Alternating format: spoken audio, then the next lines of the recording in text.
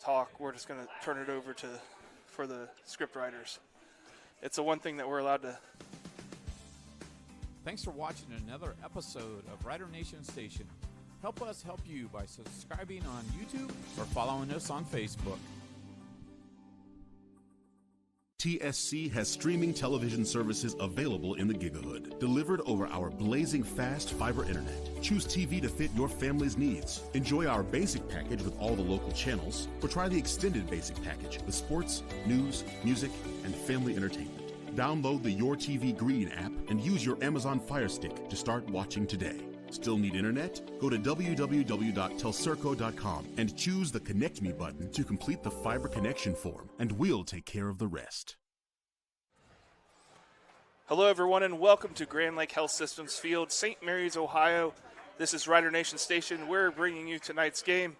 St. Mary's Roughriders are welcoming in the Bulldogs from Alida.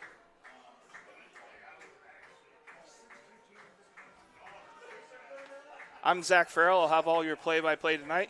You can see Smab on the field. Tonight is senior night. Joining me tonight, Mark Sisko on the color. Well, nice to have you back, Mark. Well, one more for in place of Joe. I appreciated it. Joe's having some fun up at Van Buren, I think it is, watching a grandson. So good luck to them, and it's good to be here. Mark, it's hard to believe it already the 10th game of the season, right? It is. It's come too fast, but the weather's nice and no rain, no slip and slide, nothing like that. 52 degrees right now before kickoff is getting ready to start here at 7. The Riders are coming into the game 6-3 overall, 6-2 in the WBL. Alida 4-5 overall, 3-5 in the WBL. It is senior night. We're going to go ahead and turn it now to the PA, allow them to introduce some of these seniors.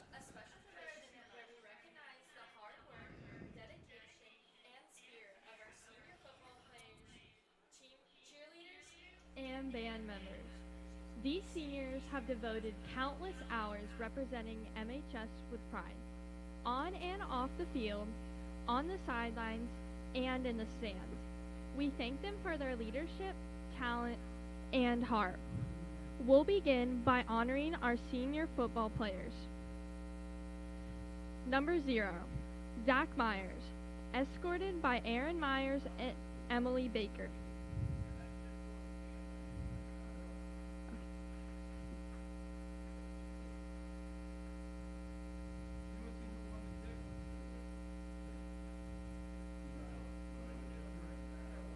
Number 3, Carter Verbeek, escorted by Brent and Jill Verbeek.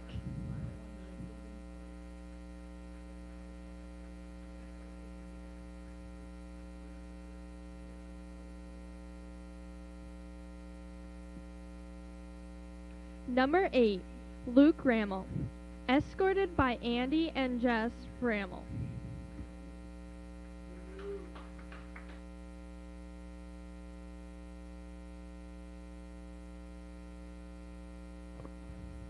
Number 17, Aiden Minerding, escorted by John and Emily Minerding.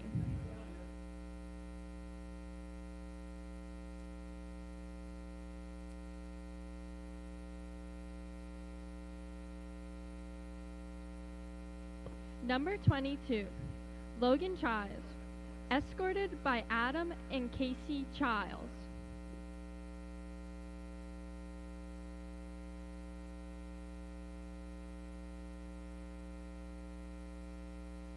Number 38, Caleb Schmidt, escorted by Chris and Jennifer Johnson and Aaron and Amy Schmidt.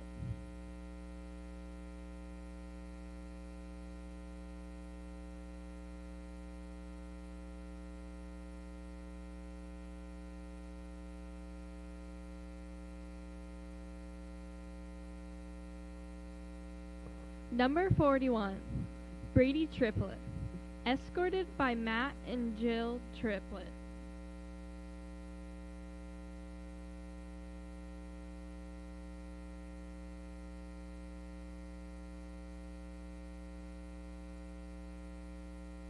Number 50, Savion Murphy, escorted by Vanessa Chorvez and Isaiah Murphy.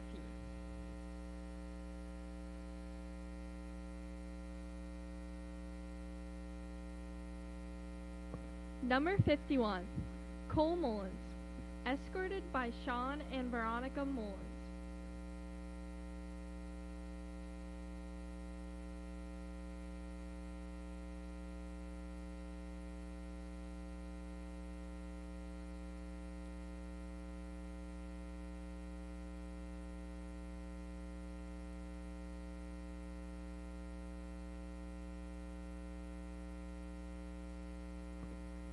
Number 74, Oscar Hernandez, escorted by Jetta, Desiree, and Nathaniel Hernandez.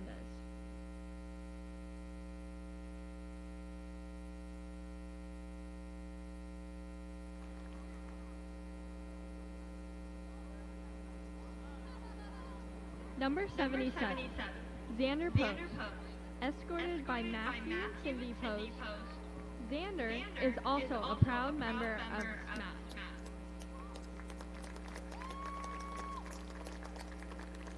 Number 79, Matthew Murray, escorted by Christina Rudevold.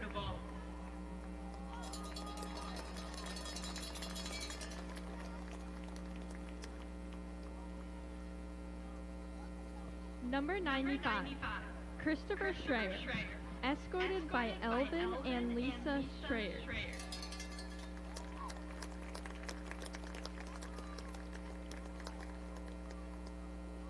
Let's give a big memorial round of applause for our senior football players.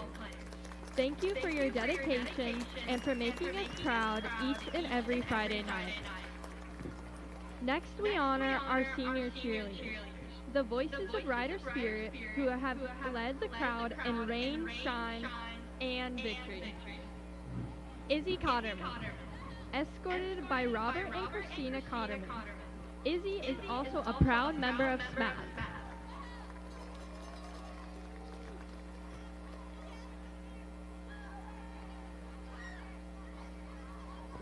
Peyton Fraser, escorted by Brad Fraser and Ashley Simmons.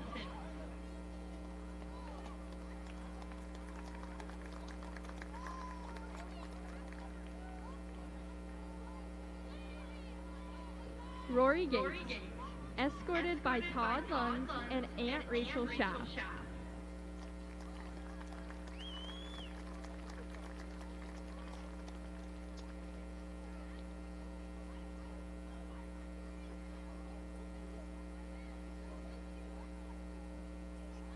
Ashlyn Kill, escorted by Phil and Jen Kill.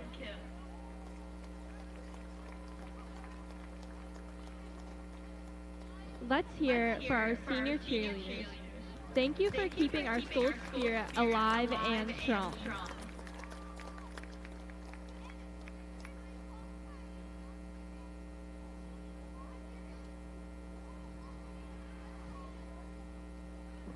And now we celebrate our senior members of SMAB, the heartbeat of every game. Jake Ackroyd, escorted by Pete and Allison Ackroyd.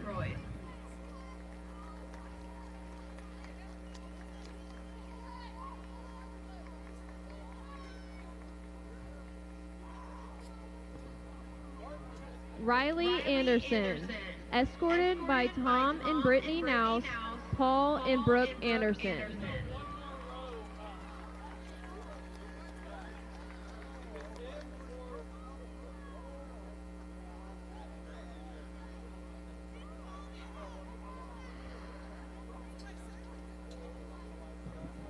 Isidore Bailey, escorted by David and Shannon Stark.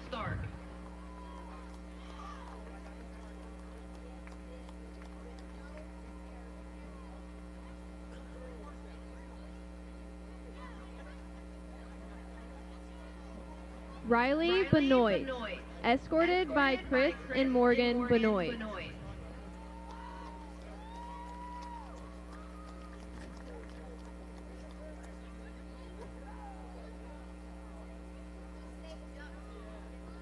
Zoe Briggs, escorted by Heather Arnold and Michael and Brittany Briggs.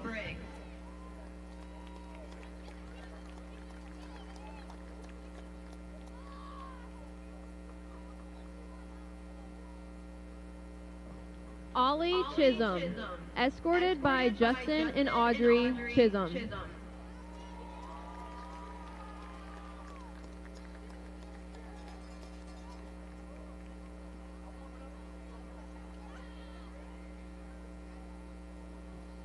Parker Klauser, escorted by Jeff and Samantha Klauser.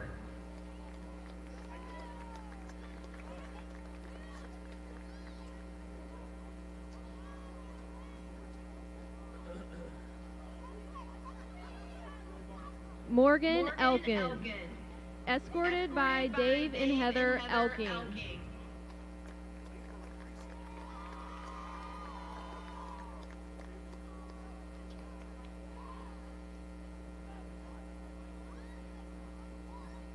Veronica Feely, escorted by Jeff and Angie Feely.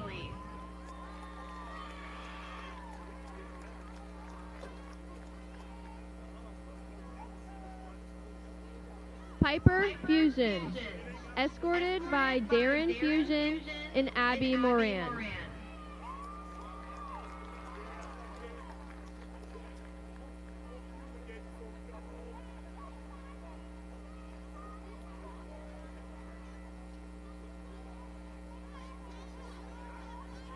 Corbin Hoskins, escorted by Jeremy Hoskins and Carrie and Mike War.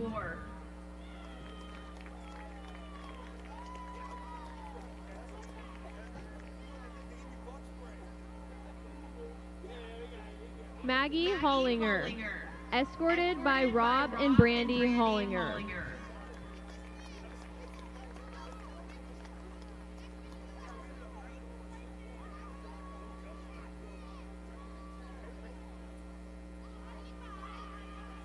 Nathaniel Karras, escorted by Brian and Katie Karras.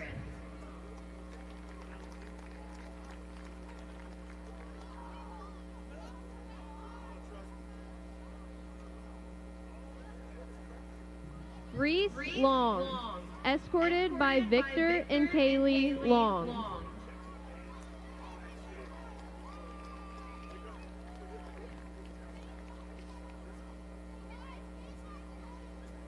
Alethea Martinez, escorted by Nathan and Jessica Overly.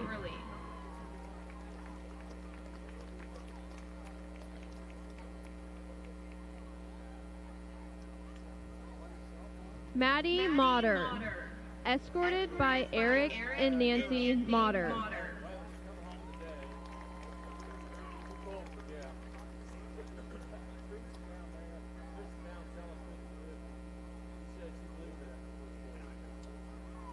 Joshua Mobley, escorted by Danielle Mobley.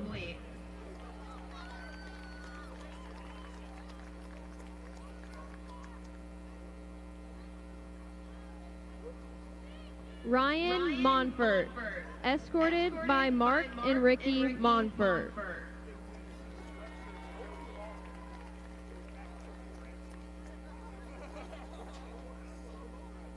Andrew Monroe, escorted by Jeremy and Krista Monroe.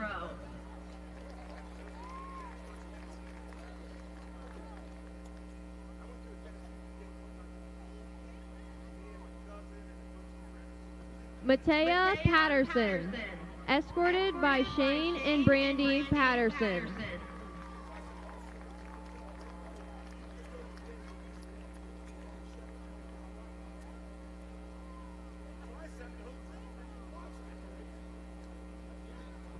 Logan Taylor, escorted Jaden Pence, escorted by Scott and Megan Ward and Craig Pence.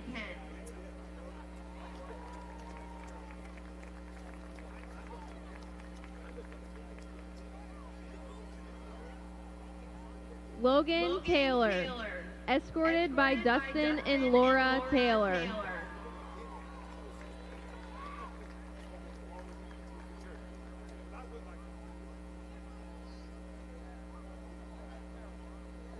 Aiden Tiemann, escorted by Gary and Kim Tiemann.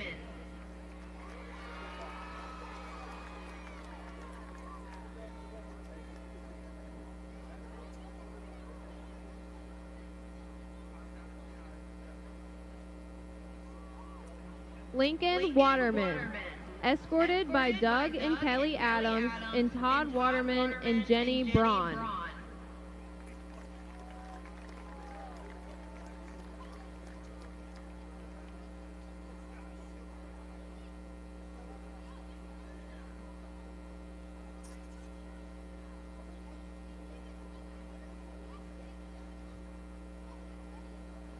Damian Webb, escorted by John Webb and James and Jennifer Monier.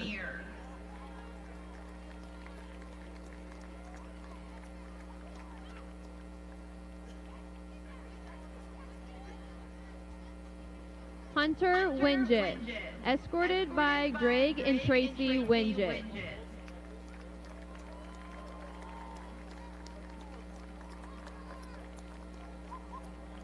Let's give a huge hand to all our senior band members whose passion and precision have filled our stands with unforgettable sound and school pride.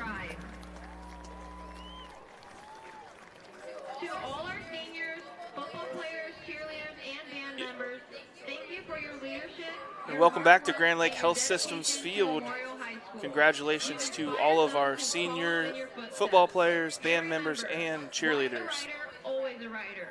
We're going to take a quick break. It is 6:48 on the varsity lanes time and temperature, and it is 52 degrees on this field. It's football weather. We're going to take a quick break. When we come back, we're going to talk about both of these teams tonight. The Roughriders take on the Elida Bulldogs right after this. Welcome to Ace Cuts Barbershop, a locally owned and family-oriented shop. Our professional team consists of Chase, Scotty, and Jake, and we strive for perfection in every haircut. It's also more than just cutting hair for us. We build great relationships and friendships with everyone that walks through our doors. So come in and see Chase and the crew at 1649 Salina Road, St. Mary's. Let's go Riders!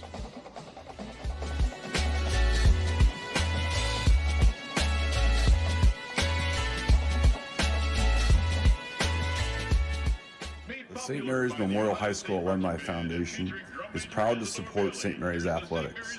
We invite you to become a member of the Alumni Foundation by checking out our website at www.mhsaf.com or checking us out on Facebook. Good luck, Riders.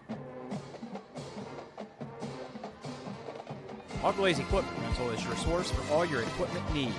Whether you're a contractor or a homeowner with a project, we can help get the job done more efficiently. Check us out at 1900 Salina Road or AuglaizeEquipmentRental.com or just call 419-394-7883. Auglaize Equipment Rental. Hello, I'm Dr. Robert Spees. Welcome to Spees Chiropractic and Wellness Center. As a family practice, Spees Chiropractic welcomes in patients of all ages. Whether this is your first time or you've done this before, Dr. Spees and his compassionate staff are here for you.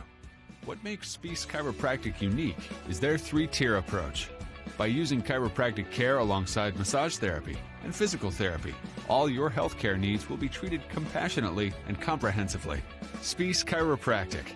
Make the right choice for your care. The importance of quality driver's education for our teens is essential.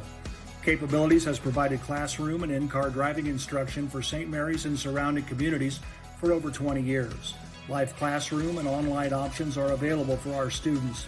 Capabilities also administers the Ohio BMV driver's exam for our students and the general public. Contact Capabilities today to learn more about our driver's education services. Calling all riders. Salina Cycle Center has all of your motorcycle, dirt bike, ATV, and e-bike needs. Need tires, parts, cleaning supplies, and riding apparel? Salina Cycle Center has you covered. If your bike needs tuned up or accessorized, mechanic and owner Aaron Schmidt will have you back on the road or trails. Stop in and see us at 6869 US Route 33 or check out our Facebook page at Salina Cycle Center. Let's ride! Dr. Compton has been delivering quality chiropractic care for nearly 20 years. He's committed to helping you find relief as quick as possible so there's no lengthy care plans. At Neck and Back Pain Relief Center, most insurances are accepted and walk-ins are always welcome. Conveniently located in downtown St. Mary. To learn more, visit us online at smpainrelief.com and follow us on social media. It's the name that you want to remember.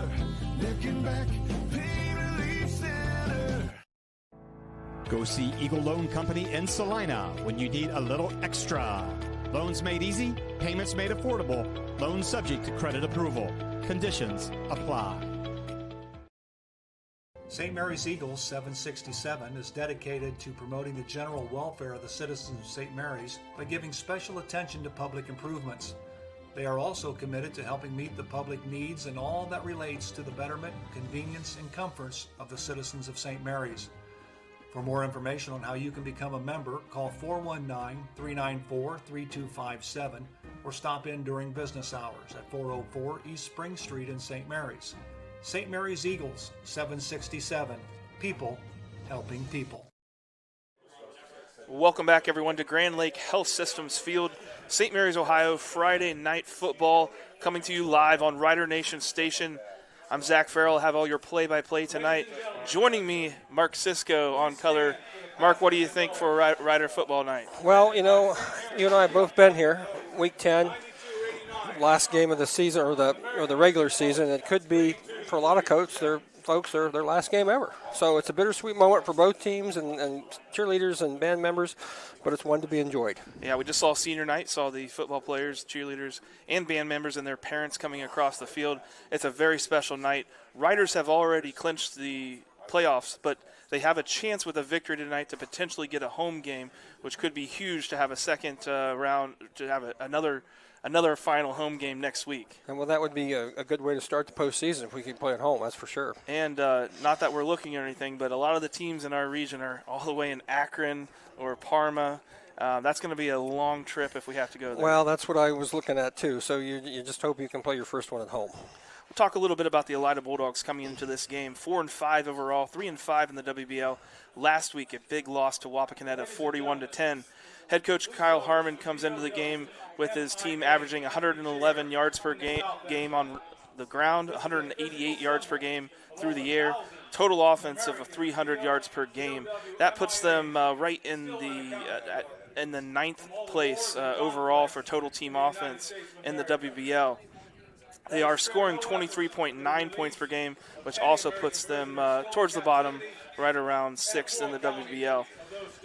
On defense, they average 154 yards per game for rushing, 155 yards per game passing, total defensive of 308 yards per game, and they're giving up 22.6 points per game, which puts them third in the WBL. So a pretty good defense, an offense that has been streaky. We have seen them with some big games this year against Salina and then some not so big games, and that's why you have a 4-5 overall record. Yeah, they started out really well at the beginning of the season and had some tough games and did very well in them. But they've fallen off here lately, so we're going to see what happens here tonight. Turnover ratio right now is +3 for them. They're led by QB Jonan Snyder, 6'3", sophomore, 137 completions on 240 attempts. That's a passing percentage of 57.1%. He's got 2,278 yards passing, 14 touchdowns, but 9 interceptions. Yeah, that'll be a drive killer, big time. Yep. Well, you can see on the field the national anthem is about to start here. We're going to take a quick break. When we come back, we're going to have more about the St. Mary's Roughriders and this match. We'll be back right after this. In need of a marketing idea for your business or organization? From concept to execution, we are your go-to for promotional products, signage, apparel, print materials, graphic design, and fundraising. Freedom Marketing Strategies is a Roughrider-owned business with over 50 years of marketing, graphic design, and fundraising support. Call Sissy or Gail today to get started. St. Mary's traditions include football, SMAB, and Fowler's TV. Founded in 1957 by Richard and Peggy, Fowler's TV is celebrated, like a Roughrider first down, for its dedication to high-quality electronics, custom installations of indoor and outdoor TVs, Sonos sound systems, surveillance systems, and so much more. With 12 months of special financing available on approved credit, shopping local has never been better. Fowler's knowledgeable and friendly staff uphold the tradition of exceptional customer care, servicing only what they sell with the same or next day service.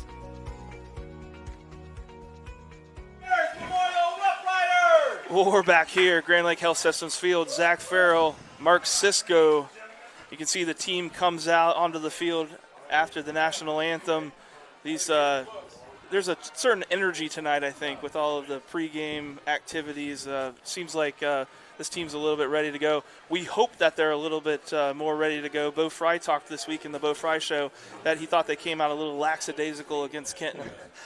Well, you were there. Unfortunately, I couldn't make that game, but watched it on Rider Nation Station. And, yeah, it looked that way. They found a way to win as the game went along, and that's what's most important. But, yeah, you'd hope for the Riders are going to get a fast start tonight and try to put this game away early. St. Mary's comes into the game 6-3 overall, 6-2 in the WBL. Of course, you watched here on Rider Nation Station that they beat Kenton 35-26 last week.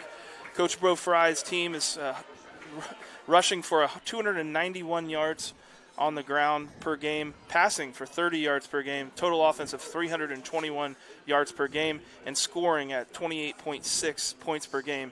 Their defense, though, has been a trouble all season.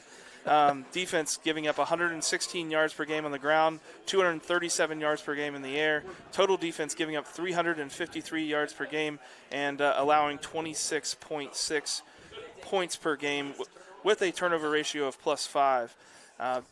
That defense right now is sitting right in the middle of the WBL, and we saw it, for lack of better terms, picked apart last week by the Kenton offense. Well, a lot of coaches will tell you the best defense is a good offense. So if you can keep the ball away from the other side, that's just less time that they have to motor down the field. So let's hope the Riders can pound it down the field and take up a lot of time doing so. They'll be trying to do that with WBL now second place rusher Caleb Schmidt. He's got 222 carries for 1,469 yards. He's averaging 163 yards per game, 6.6 yards per carry. He's got 24 TDs and is the number one scorer in the WBL with 134 points. That's a big part of your offense right there. Dylan Fink was able to provide a nice relief last week. He's ninth in the WBL right now. He's got 105 carries for 573 yards, 64 yards per game, and 2 rushing TDs. Both of those rushing TDs were last week. So Riders will definitely be trying to get that rushing attack to work. Well, before the game, Elida won the kickoff.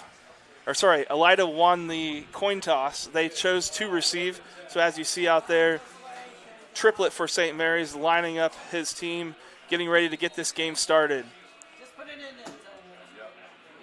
Of course, we're hoping that Triplet puts that in the back of the end zone like he has for many times this season. Last week against Kenton, this kickoff team unfortunately had to restart their kickoff for one of the players going off sides. No flags tonight. That is booted deep. It is not in the end zone. That is taken by 11 from Alida, Darian Jones, and he's brought down just as quick. It looks like maybe just before the 20-yard line. So good job from the Roughrider kickoff coverage on that one. Yeah, it's I like to see the Triplet kid kick. He does well putting it in the end zone, and it's discouraging for offenses when they're going to start on the 20 rather than trying to run it out for big returns. Well, the Elida Bulldogs on offense here are going to come out with number 1 Cameron Kaufman sometimes in the backfield. He's got 168 carries for 720 yards and 7 touchdowns. They've got a whole stable of wide receivers, but none of them are in the top 10 in the WBL. They spread the ball around a lot. Snyder takes the shotgun snap, throws it out to his side. It looks like number 1 Cameron Kaufman out of the backfield for a short gain there. He got about 2 on that catch and run. The Riders were ready for that. I want to thank to our sponsors. That last kickoff was brought to you by Varsity Lanes. We know that we got a lot of people out there watching us at Varsity Lanes tonight. We appreciate that. I bet it's not 48 degrees. I bet it's nice and comfortable inside. Of course, we're comfortable up here in the press box, so we can't complain too much. Snyder here on second down in shotgun. Throws it out quickly to his left. That's number 7, Noah Jospile. And he goes nowhere, maybe even for a loss. He did. Logan Childs was right there to tackle for a loss. Senior Logan Childs. And number 32, Taylor Compton, was right there to help put him away. So we're still 3rd and about 8. Well, we've certainly seen a lot of Taylor Compton this year, and no doubt we'll see a lot more of him tonight. This is going to be a 3rd down. Ace cuts money down for the Riders and their defense.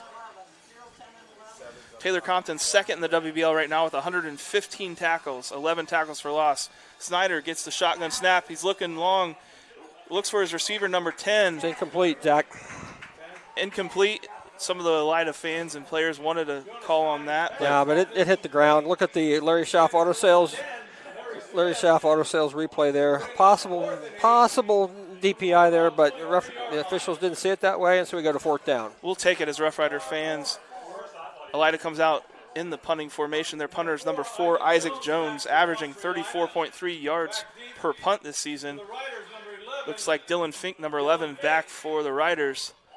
Punt comes a little bit to the side there, what do they call that, rugby-style punt. I think it was first touch about on the 43-yard line. We'll see where the officials put it down. They're going to put it on the 41 where it was recovered. And let's take a look at the Larry Schaff Auto Sales replay. No, it was not touched. Yep, it was right there. So should have been about the 43, maybe 42. 41-yard line, 1st and 10. Here we go. Maybe we'll take a look at that this week in Rules of the Game with Bill Craig. Yeah, that's a good question for Rules of the Game. Yeah. Bill will be right on top of it. So the Riders come out here with their first offensive drive. Good job by the Rough Rider defense, by the way. 3 and out. It's a good way to start the game. Minerding under center, wing T formation. Quick handoff to Caleb Schmidt. Got about 4. Let's see where they put it down. They're going to put it down right on the big line, 45-yard line, just ahead of it. They're going to put it down. So just a little fullback dive from Caleb Schmidt. We've seen that work well for him through this season, especially at home. 6 touchdowns just a couple weeks ago.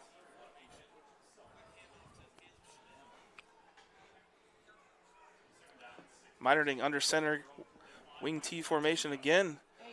Handoff to 8. That's Luke Rammel. Great job, Luke Rammel, working his way on that inside sweep. That's a first down. That's a Fowler's TV first down, Zach. Here's the Larry Schaff Auto Sales instant replay. Good run by Rammel. Where to take care of the football. First down. Excellent job blocking up front from the Rough Rider offensive line as well. Xander Post Sr., Savion Murphy Sr., Cooper Glass, L.J. Ruane, Keelan Baker, Cameron Gallimore. Excellent job up front from those boys. Little trap play to Schmidt, and he gets a few yards out of that. It's about 3. Okay, we'll take that. 2nd and about 7. Riders will always take 3 yards in a cloud of dust, especially on first down. Makes your playbook a lot easier on 2nd and 3rd down, right? We'd like to have another yard or 2 on first down, but we'll take that, especially now we're across the 50. Nice to see the Riders establish early on that the rushing game is going to work tonight. Get the ball into the end zone, and just as importantly, keep the ball out of Elida's hands. Dylan Fink takes it to the outside, cuts back to the inside, gets a couple yards. They're going to say maybe 1 yard on that. Yeah. Just not a lot of room for him to run there. That's good. He cut back there. This is a Larry Schaff Auto Sales replay. He decided to go. If he'd have just kept running, he could have got probably a couple more. Now he was already down, so that's going to be a 3rd and about 6. Riders find themselves in a 3rd and 6, probably in 4th down territory for them. I would imagine so. Yep. So we don't. Once they get 3 or 4 more yards, that's probably a good statement, Zach. So when some teams are looking for sure passing down, you can't say that for the Riders. That being said, 2 wideouts to this side of the field. Coach Fry does not like what he sees. A quick timeout down there for the Riders. We got timeout on the field. That's a Miller's Funeral Home timeout. We'll be back right after this. Guarneri's Pizzeria and Pub has partnered with Rider Nation Station this season so that every Friday night, Guarneri's can be Rough Rider Central. Guarneri's will be streaming Rough Rider football live every Friday night at 7, paired with your favorite Rider aid. Call Guarneri's during or after the game to place your pickup order for pizza, wings, or hoagies at 419-394-2244. Remember, Guarneri's, home of the signature Big Ralph. Miller Funeral Home has been serving the Rough Rider community in its time of need since the 70s. Our business is a family affair, dedicated to serving families with integrity, dignity, and compassion. Miller Funeral Home, proud to be a supporter of the Rough Rider community. We're back here, St. Mary's, Ohio. Riders reloading here for a 3rd and 6. They come out in the traditional full house formation. Minerding under center. It's got a long snap. Quick handoff to Schmidt. He's off tackle for looks like 10 yards, 11 yards. First That's down. going to be a Fowler TV first down. 1st and 10. Good hard run by Mr. Schmidt there. Got us some traffic, kept going. Good blocking there. Stayed with the block by number 79, it looks like, for the Riders. Yeah, also Cameron, number 19, Cameron Gallimore. Excellent job there, 79. Just stayed right with his man.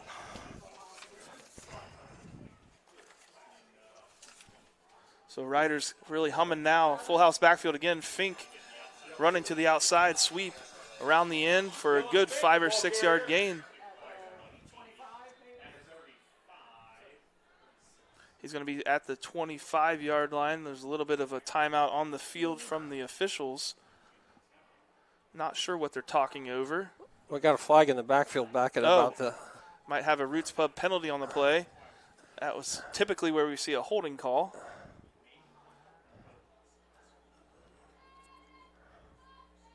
Could have also been a face mask, though.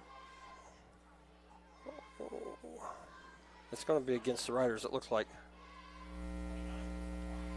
Blocking the back is the signal. We have a replay on the Larry Schaff Auto Illegal Sales block. replay. We can maybe Number try 50. to see that. I am sitting next to a 10-yard penalty from the spot of the foul. 35-year Repeat the down. long official. It's not from the spot of the foul, though. It's Number 52, I think they're saying his back was turned. I don't know about that one. I'd have to look at that one again. I mean, if the play was already going, it's like, and the guy turns his back, it's, yeah. But here we go. So 1st and 19 for the Riders after that call. Quick handoff to Fink. He cuts up the middle. He's got a nice 15-yard gain there. That's another Fowler's TV first down.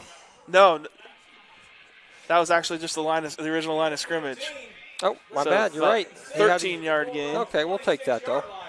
I appreciate the optimism, though, Mark.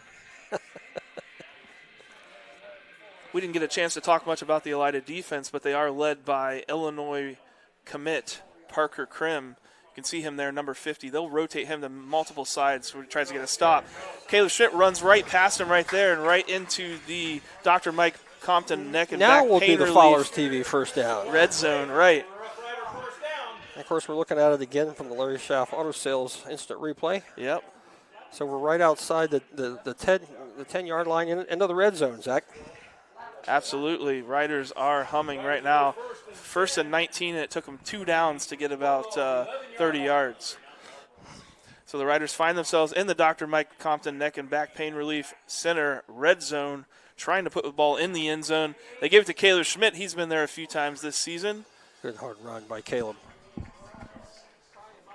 He got about 5, Zach. Riders can get a first down here. It looks like the first down marker is right on that 1-yard line.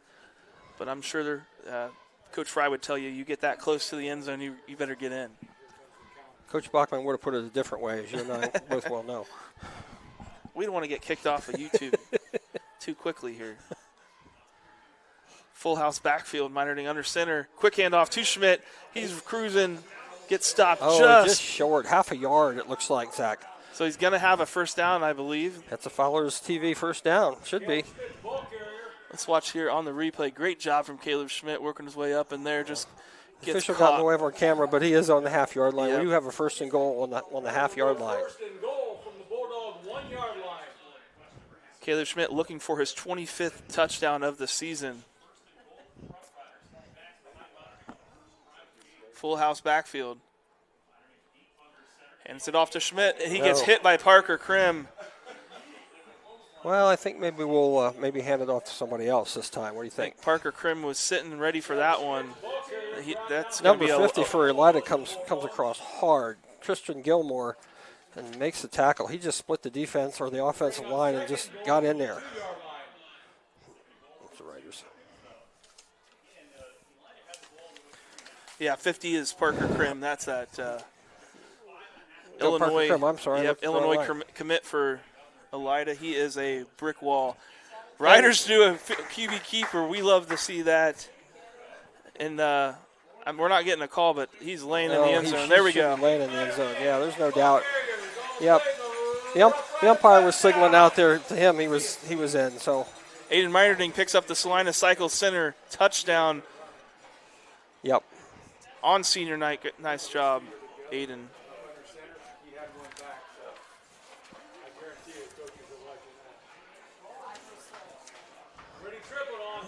Brady Triplett on the field for the Salina Eagle Loan Company. Extra point.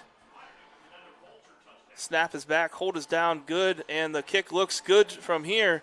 So on the Sean Barnett Electrical scoreboard, with 5 minutes and 6 seconds left in the first quarter, it's Roughrider 7, Elida Bulldogs 0. We'll be back with the Varsity Lanes kickoff right after this.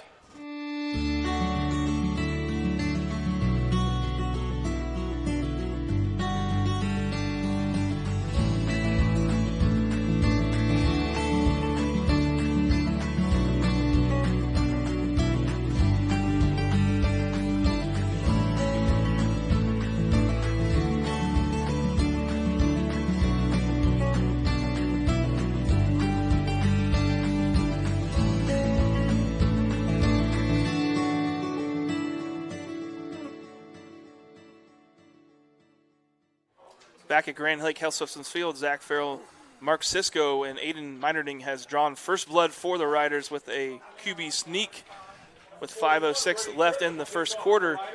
Zach, Brady Triplett's lining up the Varsity Lanes kickoff. Zach, that drive went 69 yards, 12 rushing attempts, ended with a touchdown for the Riders. Good deal. That's what we like to hear is a couple old offensive linemen, right? That's right. Riders need to build on that momentum. Defense came out last time fired up, able to get some quick stops. Like to see another 3 and out, and maybe the Riders can put another touchdown on the board. Do not want to let a team like Alida stay in the game too long. That's correct. Triplett's kick is deep, and this time that is well into the end zone. He left no doubt. Brady Triplett's kick sails into the end zone for a touchback. Bulldogs will go first. So Bulldogs will get their second drive started on the 20-yard line.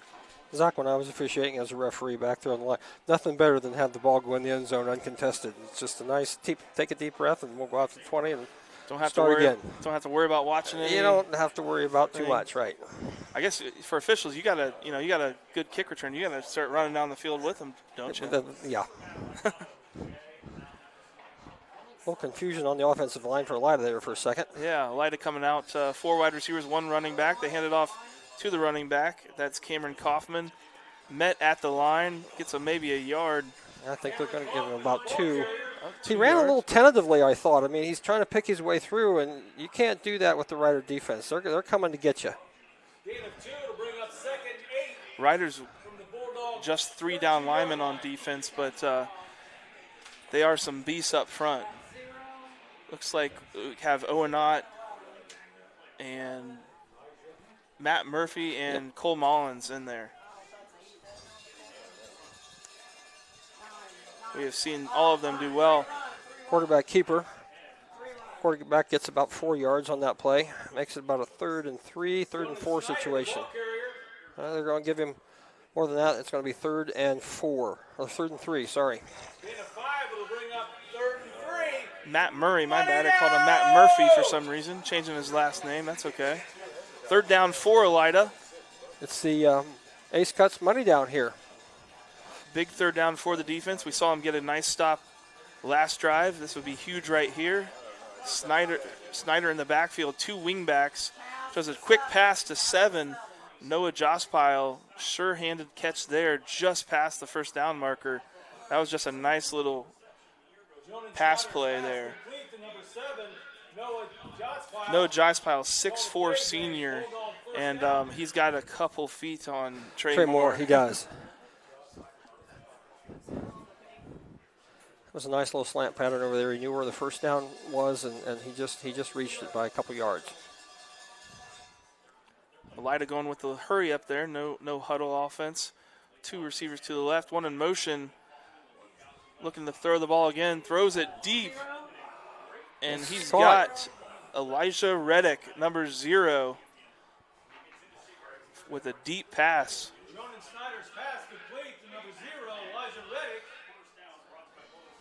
He just watched that receiver the whole way, didn't he? Yeah, John Youngs was a step and a half behind him. It's a good catch, good throw.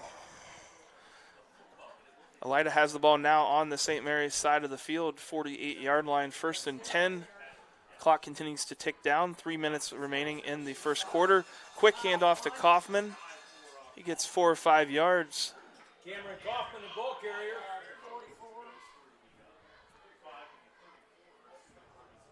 Gain of 4 to bring up 2nd and 6 from the Rider 44-yard line.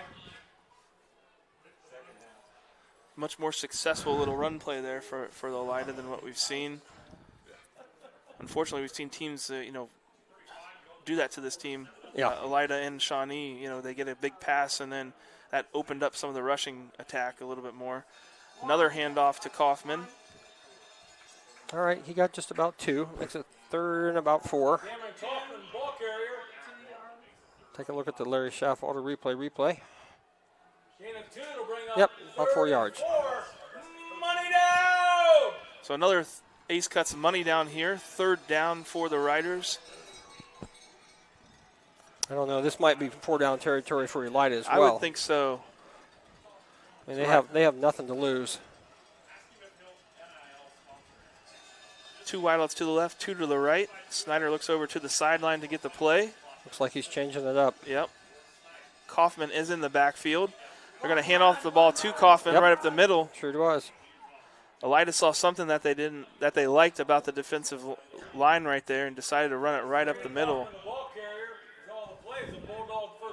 It's a Fowler's TV 1st down for the Bulldogs. Elida sets in about 17th place in their region. They're not eliminated yet, but they have to have a lot of things go right, and they have to win this and they have a chance. If they lose, then they're out of the playoff picture. A lot of motivation there. Do see Parker Krim there as the right tackle also for Elida. I think they've got a lot of players that play both ways. I think they do. Got about a minute and a half left in the quarter, Zach. 1st down for Elida. 1 receiver to the right, 3 to the left. Man in motion. Going to even it up. Snyder looking to throw deep. Doesn't see anything. It's going to be a holding call in the backfield. That's a Roots Pub penalty. I think that we're going to see it on replay here. Came from the referee. Looks like, yep.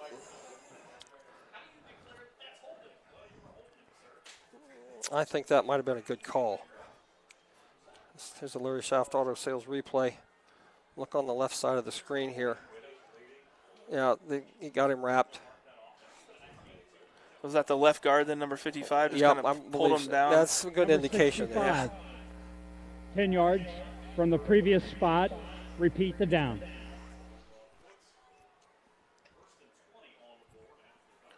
I want to thank all of our viewers for tuning in all over the country. Got somebody up at Bowling Green State University, Leston, Texas, and Keaton Beach, Florida. Appreciate our viewers all over the country and the world. Alida with a 1st and 20, trying to throw it deep. Quick pass, hit his receiver in the hands, and Elijah Reddick not able to hold on to the ball. That'll bring up a 2nd and 20. Speaking of Rider people all across the country, we have another one out in the Phoenix, Arizona area that has tuned in to us tonight. A good friend of mine lives out there. He says he never misses a game on Rider Nation Station. We love to hear it. He's driving home from work right now, where it's only 4:20. So we love to hear it. Riders trying to get another stop here on 2nd and 20. Snyder all alone in the backfield, 5 wideouts. Pressure right away. And here comes Taylor Compton, and that ball is thrown to no one down the field. Snyder just really, in all honesty, did a nice job of getting rid of the ball. He did, and he threw it in an area where there was receivers downfield, so there's no problem throwing it. He was throwing it away, but he was outside, so we had a receiver in the area, so it's all right. I did see in that Salina game, Snyder got hit 2 or 3 times and threw up ducks and got intercepted. So he is prone to trying to force a pass or try to get rid of it when he gets in pressure. 3rd and 20 for this Ace Cuts money down. Roughrider defense trying to get a huge stop here. I don't think they're going to go for it on 4th here, unless they get to pick up maybe. Elida's got to either call a timeout. They're going to call timeout, Zach. They're running out of play clock. So Elida coach calls a timeout before they run out and take another 5 yards. We're going to have a Miller's Funeral Home timeout. We'll be back with more right after this. Albert Sporting Goods, outfitting your team since 1980. Our products consist of individual and team equipment for all community organizations, club teams, high school and collegiate sports. We personalize your gear with embroidery, screen printing, digitizing and graphic design with on-site services to deliver quality uniforms, spirit wear, and fulfill every equipment need. Order online now at albertsportinggoods.com. JT's provides unique menu selections in a casual atmosphere you're sure to love. Whether you stop by for a meal or catch a game in the bullpen, make yourself at home and enjoy. Food, friends, fun. JT's Brew and Grill. Come dine with us today. Back at Grand Lake Health Systems Field, Friday Night Football on Rider Nation Station. Zach Farrell, Mark Sisko. Riders have a huge 3rd down and 20 right here. 52 seconds left in the first quarter. We have a polecat situation from Elida. Riders should be ready for this. Oh, he's throwing it deep. Oh, he's got him. No, it's incomplete. Incomplete. So a deep pass from Snyder. Who was that? Was that number That's 0? That was Elijah Reddick. Yeah. Unable to make the catch. He just was not ready to make the catch. At the Rider 43-yard line. Elida sends out the punt team. Thought about going for it. A little bit different looking polecat than what St. Mary's has run in the past. They had an extra lineman in there to block for the quarterback next to the center. This will be the second punt of the game for Isaac Jones.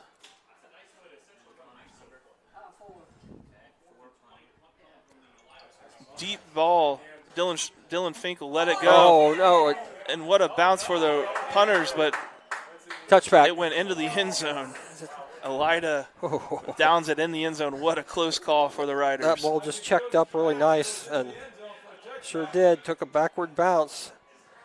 And then, nope, broke the plane. Touchback. That is one of the downsides to turf fields is you're able to make those kind of stop on a dime kicks if you got a good punter that can do it. Someone that knows how to, get it off the foot.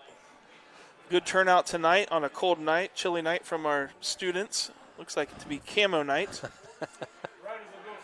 Rocky's getting his groove on. Nobody brave enough to go shirtless, I guess. Everyone. Oh, wait, we do have some kids that are got the Riders spelled out over there. Painted. Yeah, good deal. So Riders look to take away here on their second offensive drive, starting in the full house backfield. Meinerding under center. Quick handoff to Fink on the outside. Works to the outside. Oh, there should be a face mask call there. We do have a Roots Pub penalty flag on the play. Mark sitting next to me says it's a face mask, right? Yes, indeed. It's going to be a 15 or a 5-yarder? He pulled the mask pretty good. That should be a 15. It doesn't matter. It's going to be a first down. It'll be 5 or 15. So we're going to see what the umpire signaled here. Personal foul. 15 yards. Face mask. Defense, number 50. That's a 15-yard penalty. Right here. From the end of the to run. Left hand. Oh, he pulls it big time. Yep. If you're going to do it, you might as well do it big. So that's a huge gain for the Riders. That's going to bring them all the way to the 43-yard line. They're going to have a first down starting here. 27 seconds left in the first quarter. And Riders are already moving. They shouldn't wind it. Just like that, a gain of 23 yards for the Riders. Quick handoff to Kaler Schmidt up the middle. Nice trap play, and he is one trip away from taking that to the house, I think. Oh, now we got a flag maybe on the Elida coach. We're going to see what happens here. Nothing going on there. That's good. We could have an unsportsmanlike conduct on the bench, or maybe just a sideline warning. We'll see.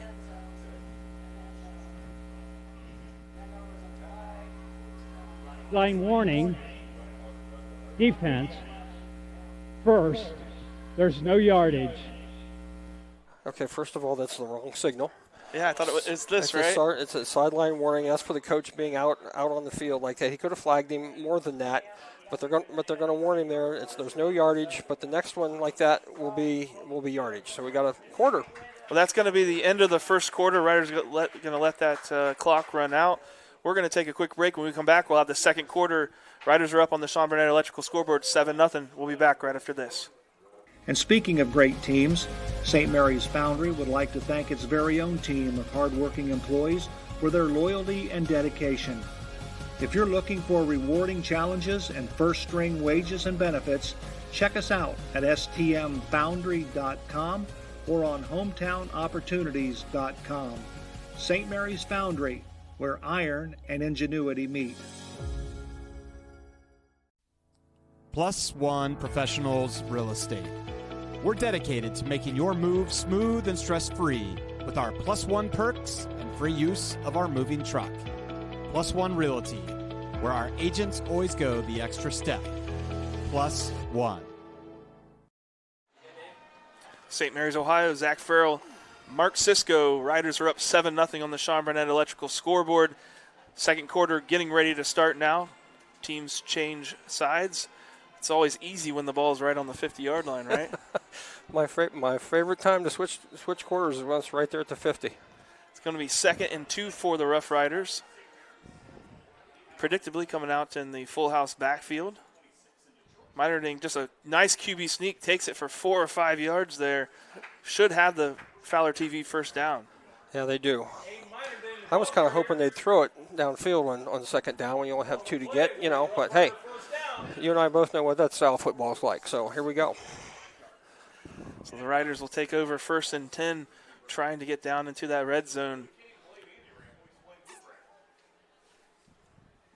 So far, Riders really having their way with the Alida defense. They've been consistent. Minerding under center, hands the ball off to Fink. Fink makes a nice move. He's got a lot of space, cuts it back to the other side. He's working down the field. Got one guy to beat, unable to pull out of that tackle, but a great run there from Dylan Fink. You always get, and the best part is there's no penalties. I always get scared. I was looking for flags. There's none. We're going to go, and a nice play there. Dylan Fink right there runs right past Parker Krim. I think Parker definitely would have caught up to him there eventually, but we'll take it. Nice run for Dylan Fink. The Riders are in business. Just outside that red zone. 1st and 10 for the Riders from the 21-yard line. That has fired up the home side. Little counter play to Rammel. He gets met in the backfield. He gets about 1 or 2. Oh, actually, yeah, did get a couple more than I thought. Thank you, Mark. Gain of 1, 2nd and 9 for the Riders. At the Bulldog 20-yard line.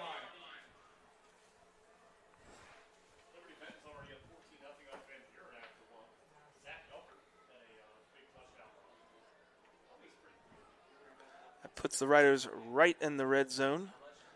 Full house backfield for Minerding. Long counts tonight. Yep. Quick handoff to Luke Rammel trying to go around the outside. And that time he is tackled for a loss. Luke Rammel, the ball carrier. Not sure the Riders thinking that maybe that Alida was going to key on the inside, trying to go to the outside, but Alida player was staying good. What you tell him to do as a defender is stay in your lane, make sure you keep everything to the outside. He's able to shed a block and to be right there. Yeah, they did real well on that play. Let's see what St. Mary's comes out with here. We got about 12 to go on 3rd down. 3rd down and 12, probably 4th down territory for the Riders. Full house backfield. And timeout St. Mary's. Nope. That's a Miller Funeral Home timeout for us. We'll take a quick break and be back right after this. Hold your horses, literally. Here comes Rocky, trotting in with some big news. Yeehaw, Rider Nation. The Rider Rooters give back to every Rough Rider sports program. That's right. Rider Rooters help supply gear, scoreboards, and the extras our athletes need to succeed. So saddle up and purchase your Rider-Rooter membership, because here at St. Mary's, riders ride together. Thank you for your support. Go Riders! Fellowship of Christian Athletes is a middle school and high school club looking to spread God's love throughout numerous schools and communities of our local area. FCA's favorite play of the game is both teams joining together in prayer at the conclusion of the game. God bless you, sports fans. Back at Grand Lake Health System Field, Riders trying to come up with some sort of play here on 3rd and 12 that gets them at least close enough that they can go for it on 4th down comfortably. Of course, they are in range of Brady Triplett. That's true, but I'm sure Coach Bo Fry would love to have 6 here. Mark, you and I were just talking, looking at the sheets here, the roster, and Elida has their school colors listed as orange, black, and gold. And I don't know if I've ever seen gold on any of their I know I have not. uniforms. Anyway, Riders here on 3rd down. Unfortunately, Caleb Schmidt jumps. That'll cost them 5. That was the first time I believe we've seen Caleb Schmidt jump this year. And you know what? He might have been fine if he'd have just kept maybe going in motion to the side. But maybe the handoff was going to go to him, and there would have been nobody there, so maybe it's just as well he shut it down. Because the officials were going to give him an opportunity, but he clearly false started there. Yeah, it's one of those where you tell him just to start going in motion, and maybe you call another timeout, or I don't know. Well, Coach Fry could have done that and said, hey, we got to stop this and reset. Nonetheless, Riders have 3rd and 17 here. Quick handoff to Caleb Schmidt, little trap up the middle, and he nearly does get, definitely gets his penalty back and almost breaks it for more. It's on this Larry Schaff auto sale replay. Did look like the ball was moving there a little bit on that handoff. A little bit, but and I guess the Riders are going to maybe set up for a field goal here, Zach. So the ball is going to be set on the 26-yard line. This will be a 36-yard field goal attempt for Brady Triplett. Unfortunately, earlier this week, Brady's soccer career ended with a loss in the district finals. It's neat that they still get to play football. Kick looks up, looks good. It is. It's a 36-yard field goal from Brady Triplett, puts another 3 points on the board for the Roughriders. So on the Sean Barnett Electrical scoreboard, it's the Riders 10, Elida Bulldogs nothing. We'll be back right after this. Are you looking for a fun place to grab a bite to eat and a few drinks?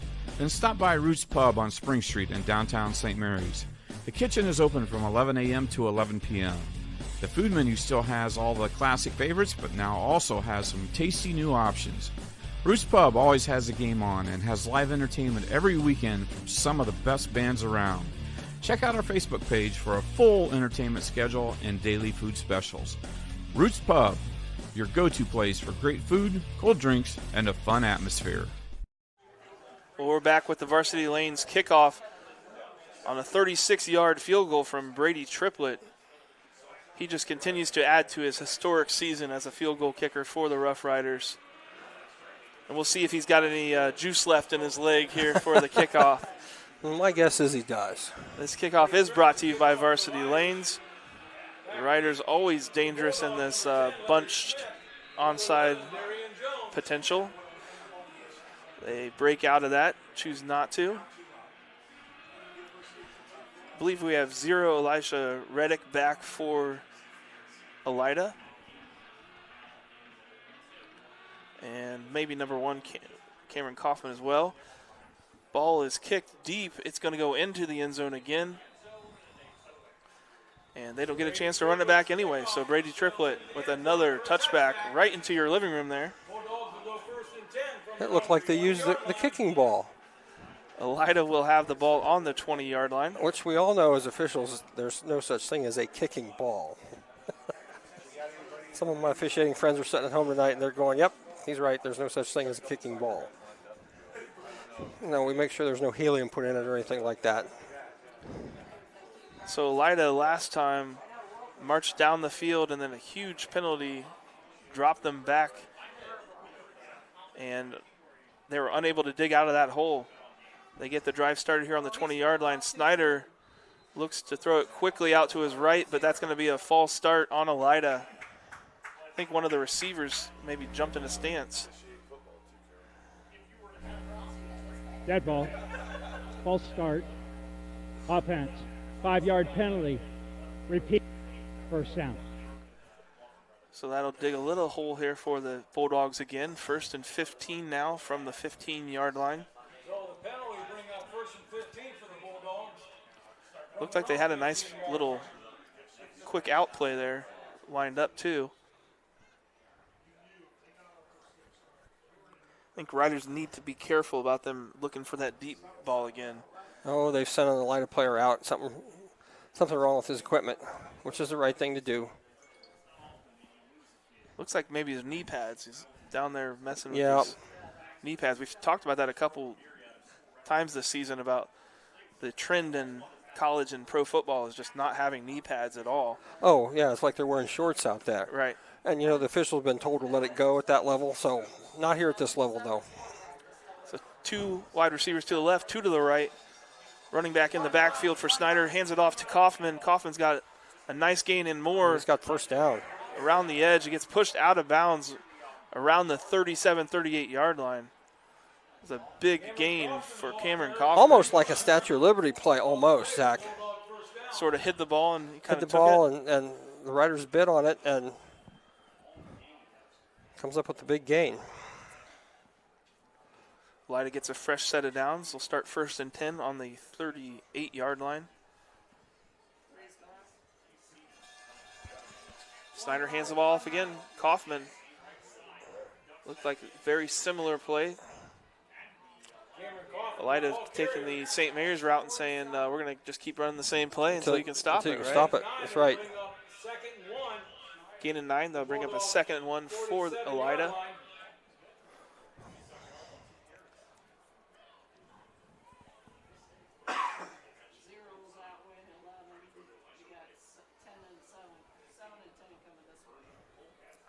Kaufman sitting right around 50 yards so far for the same formation.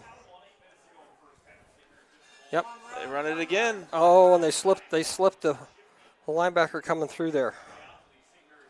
Well, so Kaufman ran right into the St. Mary's blitz and able to run right past the blitzing linebacker. If you're Coach Harmon for Elida, I think I'd run that again. Heck, we're getting first downs every time we run it. Why not? Rider defense has done very well against the rush this season, but right now Alida has found a little identical formation. A little path forward. Nope, St. Mary's brings in a 4th down lineman. Alida's looking deep. Throw it deep, and that nearly picked off. Overthrew his receiver, Snyder did. I believe that was, attending for number 7, Noah Jospile. He overthrew him by a bunch. Wow. Grady Hughes. Grady Hughes could have was very close to having a pick there. Dangerous ball from Snyder. That'll bring up 2nd and 10 for Alida. You can see Jackson Ramel came in, I believe, for the Riders. So now they have 4 down linemen to try to stop that rush.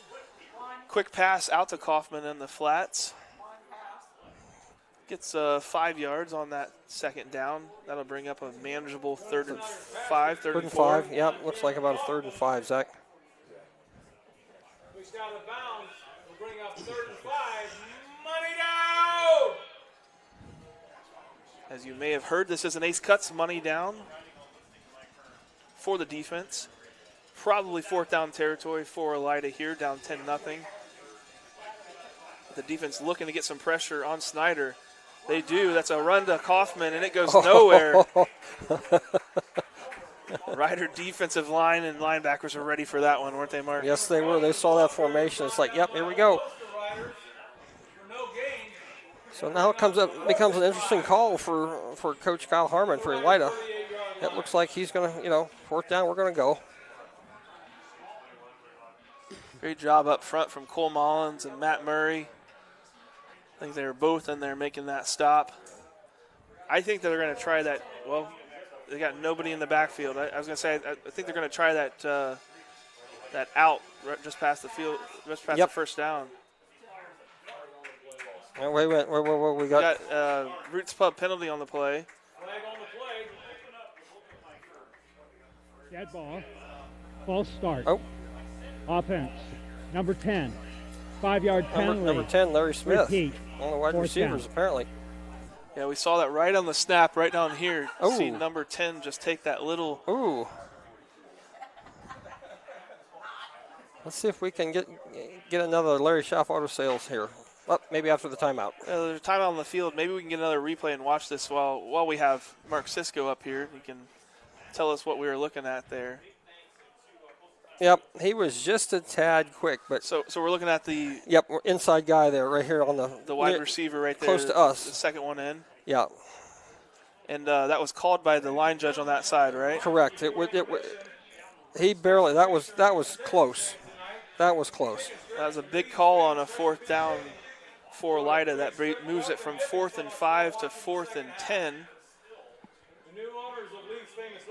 So the Riders get a good stop there on their Ace Cuts money down with Kaufman trying to take it up the middle. Alida gets a penalty on 4th down there to move it back another 5 yards. That brings up 4th and 10 for Alida. It's hard to say that any drive and any down is pivotal, but in the second quarter, it feels like it is right here, doesn't it? It does. No backfield for Snyder. They're coming. Snyder's looking deep, looking for. Picked.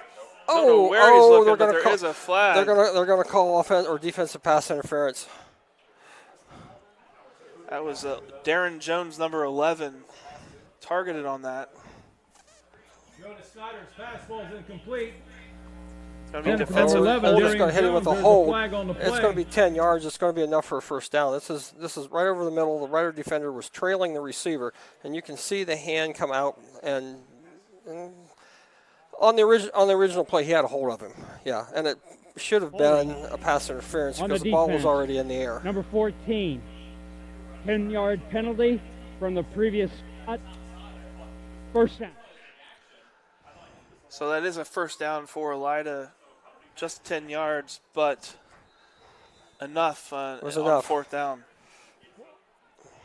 You able to see it there then? Yeah, it's there. So the penalty be a first down for the Bulldogs. So Alida gets a new set of chains here as they march trying to get back in this game down 10-0. Snyder and Kaufman in the backfield.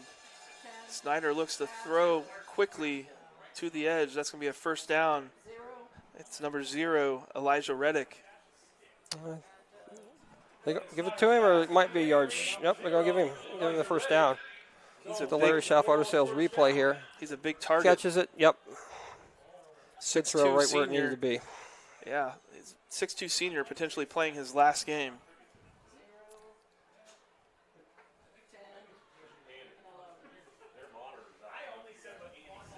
One receiver to the right, 3 to the left for Snyder. Sends us back in motion. They throw a quick pass out there for some sort of a little screen play. Riders unable to make the first tackle, but able to get a tackle 8 or 9 yards down the field. That's going to bring up 2nd and 2, 2nd and 3. Noah Jospile on that reception. 2nd and 2 from the Rider 15-yard line.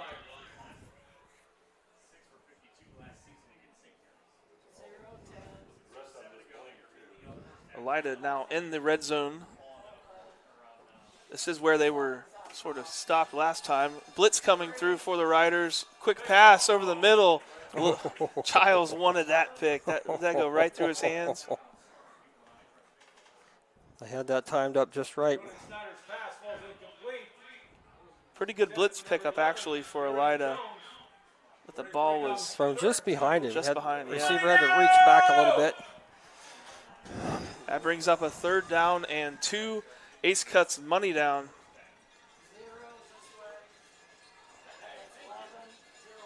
See if the Riders try to bring any pressure again. They got people up at the line. Alida looking over to the side, changing the play. Both linebackers coming on the blitz. Oh, and it's a he runs QB right by draw. him. Boy, if you're going to bring the blitz, you got to get a hand on that, on the ball carrier. Yes, Snyder just calling his own number there right off tackle.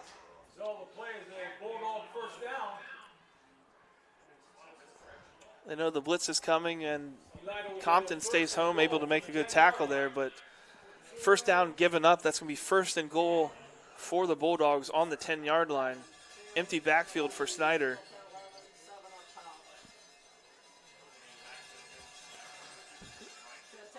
Alida runs a little screen pass right into the St. Mary's blitz, and they have their first touchdown of the night.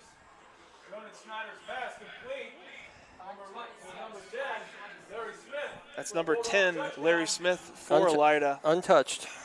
Yeah, the entire St. Mary's defense looked like they were blitzing that time, and Alida ran the perfect play into it. Isaac Jones on to attempt the PAT. That's the downside of being aggressive on the defense. The PAT is up, and it is good.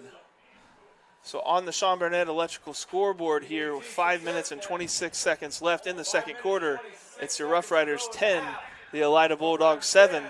We'll be back right after this. I'm Larry Gruber, longtime educator and St. Mary's wrestling coach. If you're in need for any electrical upgrades, whether big or small, for your business or home, reach out to Sean Barnett Electrical at 567-259-8343. Trying to do electrical work on your own can be shocking and painful. Wow! Hi, I'm Sean Barnett with Sean Barnett Electrical for your home or your business, and I do support this bench. Are you in the need of storage space? At Spring Street Storage, we have several units to help organize your life. From 10 by 10 to 10 by 30, we have units to keep your valuables dry and clean. We offer monthly rentals and long-term discounts. Give us a call at 567-279-1536 for all your storage needs. Well, the big fourth down defensive holding call sets up a 10-yard pass from Jonas Snyder to Larry Smith for a Alida Bulldog touchdown. This kickoff return is brought to you by Varsity Lanes. It's a little squib kick, and it's touched by the Riders, and then it's fallen on. I think that was number 12, Caleb Elling, unable to get much of a return, but the Riders will be good field position-wise, starting at the 34-yard line. As officials, what are you looking at on that type of thing, Mark? Well, as a referee, I'm back there way far away from that, but we're looking at, okay, did he touch it? Yep. And then the next thing we look at is, look, did they get on the football? And they did. I mean, that's just a mad scramble to get for the ball there. Riders take over here on their third drive on the 34-yard line. Quick handoff to Luke Rammel up the middle. Nice 4 or 5 yard gain for Luke Rammel. Yeah, they're going to give him 5 anyway.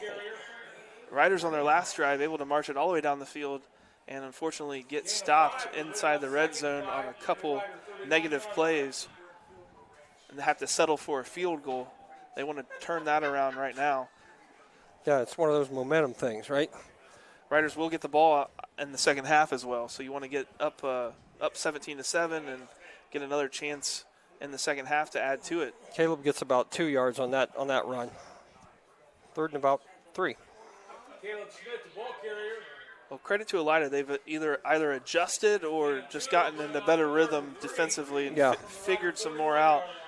Early on, the Riders were taking 5-6 yard chunks every single play. That brings up a big 3rd and 3 here for the Riders. Minerding, full house backfield. Long count again. Handoff to Caleb Schmidt. Dive to the outside. And there's a penalty at the end. That's usually a face mask when we see it right there. That might be a 5-yarder. See if we can catch it, if he's going to run it on the replay. Yeah, we're going to go. I'm going to say targeting. Oh. That's going to be 15 yards. Will somebody come in and lead with the helmet on the ball carrier, maybe? Let's watch this replay here. I think number Maybe number 17, they're saying, came in leading his helmet. Illegal helmet contact. Number 50. End of the run. Okay, yeah, he did lead with helmet. That's going to be illegal helmet. I'm not going to call targeting there, but they're going to come in there and he used the crown of his helmet. Okay. Probably didn't mean to, but he should have been more under control. So, nevertheless, it's first down for the Riders. Huge 15-yard penalty for the Riders. They're marching over onto Elida's side of the field at the 38-yard line, rather. Quick handoff to Caleb Schmidt. The ball is on the ground. On the ground. Elida hopping up and down like they have the ball. Nope. Good Second job, down, Riders. Caleb Schmidt falling on that fumble. Looked like it just was a bad handoff. Yep, it was. It's a mad scramble for the ball when it's in there. Yeah, so. that's the second time tonight we've seen a questionable handoff interaction between Meiterding and Schmidt. Something's just out of sync there. Second down and 9 for the Riders. The Riders are going to have to hurry to get this one off. 5 seconds on the play clock. 4, 3, 2. Right on time. Caleb Schmidt. Good run. Off tackle.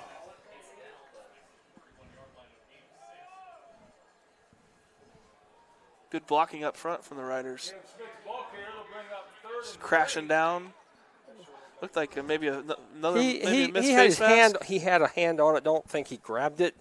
You know, you can put the hand on there, but it just wasn't enough to. Let's watch this one more time. I think he yanked it. Having a live rules of the game here. I like it. He does hold it. The hand comes off. It's really no effect. Full house backfield again for Meiterding. Hands the ball off to Dylan Fink. Fink, nice move around the corner. Makes a man move, goes over the top of another one. That's a great run from Dylan Fink for a Fowler's TV first down. Riders needed that run. About same place of the field that we saw Dylan Fink last week make an incredible run where he was just somehow unbelievably twisted and stayed in bounds and right on the fourth down. Dylan Fink is quite the athlete. Wide out to the left, Meiterding under center, wing T backfield. Hand off to Schmidt up the middle. It's a little trap play. It's down inside the 20. Riders able to take a few bodies out of the box by putting some wideouts out there. Yes. Giving them a different Open formation. that up a little bit, yep. So we're in the Mike Compton neck and back pain center relief, red zone. Riders trying to get a touchdown here. 1:39 left on the clock and ticking. Riders have one timeout left. Wing T formation, wing to the right side. Quick pitch. Schmidt dragged down on his back. That's Parker Krim. And the official rules that he was down in bounds, I'm not so sure about that. The clock keeps running. And that's been a trend I've seen that, the timing rules dictate this. Progress is stopped. And it wasn't stopped until he hit out of bounds. The clock keeps running, so I don't understand their philosophy there. But nevertheless, about a minute to go in the half. Rough Rider coach is certainly hustling to get correct players out there. Trey Moore goes out as a wide out. 3rd down and 5 here for the Riders. Man in motion, that's Rammel. Ball handed off, though, to Caleb Schmidt. He's still on his feet. Going to get 2 or 3 yards, but not enough for the first down. There's 44 seconds left. Someone's shoe came out of the pile and was thrown backwards about 10 feet. Clock continues to tick down. Riders have a decision here to make on 4th and 3. Are they going to settle for another field goal or go for it? They're going to take the time, the play clock way down, and then they'll call timeout and they'll get the field goal. Yep. I think some of the players on the field are yelling over to the coaches, we want to go for it, but I think coaches already made up their mind here with one timeout. They're going to go ahead and trust the shoe of Brady Triplett. So 4 seconds left here in the second quarter. Riders send out the PAT team. We're going to take a quick break. That's a Miller Funeral Home timeout. When we come back, we'll see if the Riders can put another 3 points on the board. We'll be back right after this. Hey there, Rough Rider Country. If you need a van, truck, car, SUV, motorcycle, camper, boat, or any other form of transportation, come on down to Schaff Auto Sales. I know you got vehicle needs, and I got needs too. I need to know that you got the right kind of truck to get the job done. And I need to know that you got a fun set of wheels to cruise around in. And I need to know that your kids are safe when you take them for a ride. Thanks, Aaron High, the car guy. I'm Aaron High, the car guy with Schaff Auto Sales. I sell cars to Roughrider fans, because that's what I am, and that's who I care about.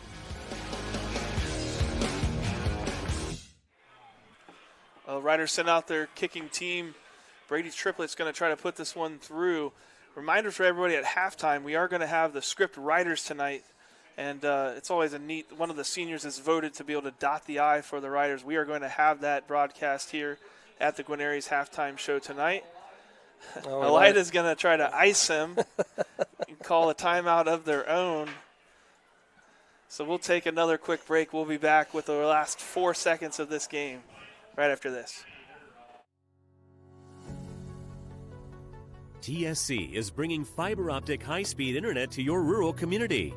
Power your household with upload and download speeds as high as 1 gigabit. GigaSpire technology provides blazing fast speeds and whole home coverage so you can enjoy an unrivaled online experience. At TSC, we look forward to bringing you hometown local service, saving you money, and welcoming you to the TSC Gigahood. Buffalo Wild Wings in St. Mary's, proud to support Roughrider Athletics and the Memorial Student Athletes. Join Buffalo Wild Wings for each Roughriders football game, streamed on Rider Nation Station. Buffalo Wild Wings, wings, drinks, sports. We're back here at Grand Lake Health Systems Field for the last 4 seconds of the half, not the game. Ball is going to be placed on the 20-yard line. This will be a 30-yard field goal for Brady Triplett. Good snap, good hold. Kick is up. Kick looks good. Brady Triplett puts it through again. That's 3 points and the end of the half on the Sean Burnett Electrical scoreboard. The Rough Riders 13, Alida Bulldogs 7. We'll be back with the Guarneri's Pizzeria halftime show right after this. TSC has streaming television services available in the Gigahood, delivered over our blazing fast fiber internet. Choose TV to fit your family's needs. Enjoy our basic package with all the local channels, or try the extended basic package with sports, news, music, and family entertainment. Download the Your TV Green app and use your Amazon Fire Stick to start watching today. Still need internet? Go to www.telcirco.com and choose the Connect Me button to complete the fiber connection form, and we'll take care of the rest.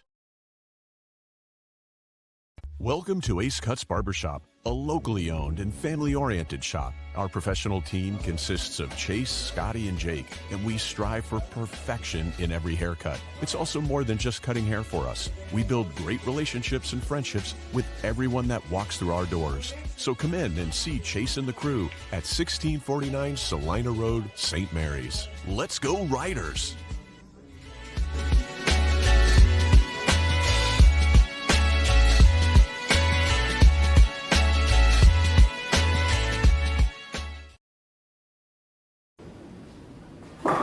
Hi, I'm Jay Gibson, proud owner of Varsity Lanes since 2003.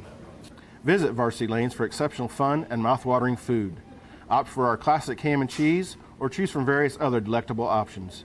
Every Friday night, join Rough Rider fans in the lounge for food, drinks, and St. Mary's football. Can't make it? Takeout and delivery services available. Varsity Lanes is your go-to spot for daily lunch specials and dinner options. Whether you dine in, take out, or opt for delivery, Varsity Lanes, locally owned and operated, and the home of state bowling champions, and where amazing dining meets fun. Tempted? Visit or call us now. Have you made the call yet? We did! The St. Mary's Memorial High School Alumni Foundation is proud to support St. Mary's athletics. We invite you to become a member of the Alumni Foundation by checking out our website at www.mhsaf.com or checking us out on Facebook. Good luck, Riders.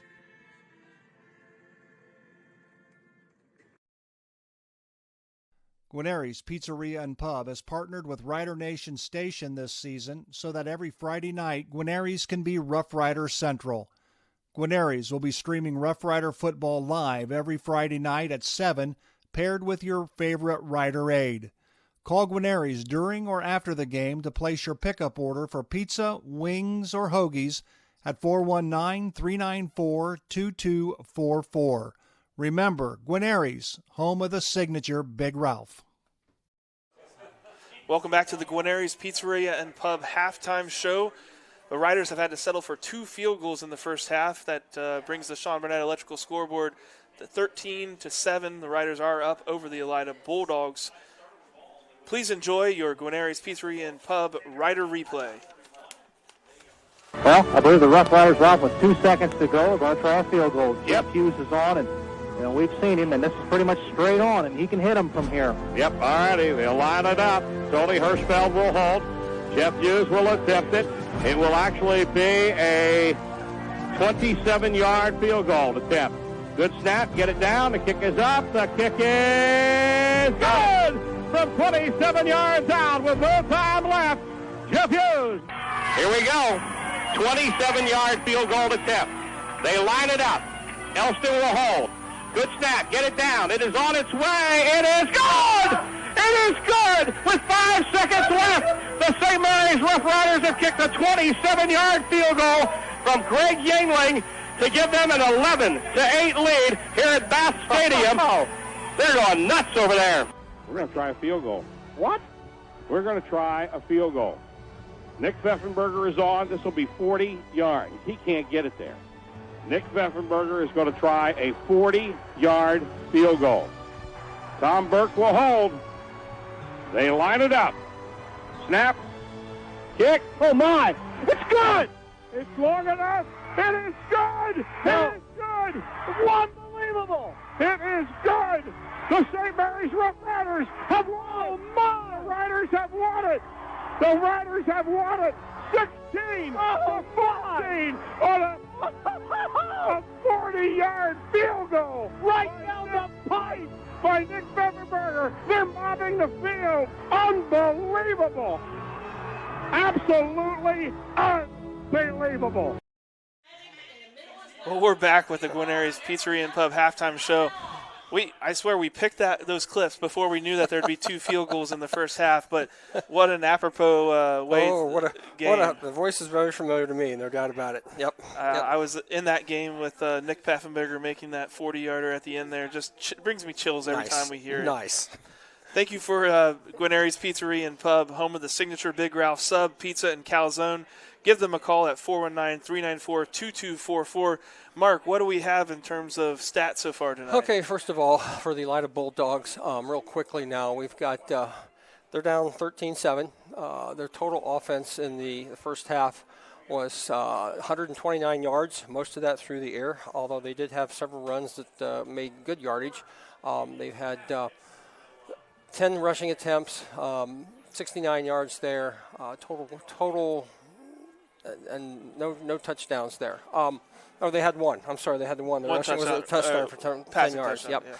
So for the Riders, they've got 28 offensive plays, 158 yards on offense, average of 5.6 yards per play. They've had 3 penalties for 25 yards. Elida's had 5 penalties for 50 yards. So not a lot of offense by either team. No. We expected some yardage out of Defiance or for Elida through the air, but 158 yards or less than that through the air is not a great output for them when they're used to throwing the ball a lot. Looks like the time of possession, St. Mary's 14 minutes and 71 seconds, Elida 9 minutes and 39 seconds. So St. Mary's able to control the ball a little bit more than Elida tonight, but really we've seen them with 2 great opportunities to score, and they get stopped in the red zone. Correct. And have to settle for field goals. That's really been the downfall for Riders. They get down there and just couldn't, mistake is made and it shuts it down. So not much going there, Zach. You can see Elida on the field. As soon as St. Mary's switches to the script writers, we're going to go to the PA announcer and let everyone at home watch the script writers. It's always neat to see the senior that was voted on dot the I. But I think now's a good time maybe for the Guarneri's Rough Rider trivia. Okay. So, the Rough Rider trivia for tonight. What family fielded the most siblings as Rough Rider football players? Ooh. You got some guesses? I I do not. I have some, but I know they're not even going to be close. Because I think that I don't know. I'm not going to say. Well, once again, the Roughrider trivia for tonight. What family has fielded the most siblings as Roughrider football players? If you know the answer, put it in the comments of the Facebook post or in the comments of the YouTube game. We'll add up all the correct answers, and we'll put them in a hat, and whatever number we pull out is the winner each week. We appreciate everybody for tuning in for a Roughrider trivia. One more time, what family fielded the most siblings as Roughrider football players? And we'll hopefully have that answer either at the end of the half or sometime in the third quarter. Mark, I think what we're going to do is we're going to take a quick break here, and when we come back, we're going to have the Roughrider St. Mary's All-Brass Marching Band on the field for script writers. We'll be back for that right after this. Auglaize Equipment Rental is your source for all your equipment needs. Whether you're a contractor or a homeowner with a project, we can help get the job done more efficiently. Check us out at 1900 Salina Road or auglaizeequipmentrental.com or just call 419-394-7883. Auglaize Equipment Rental.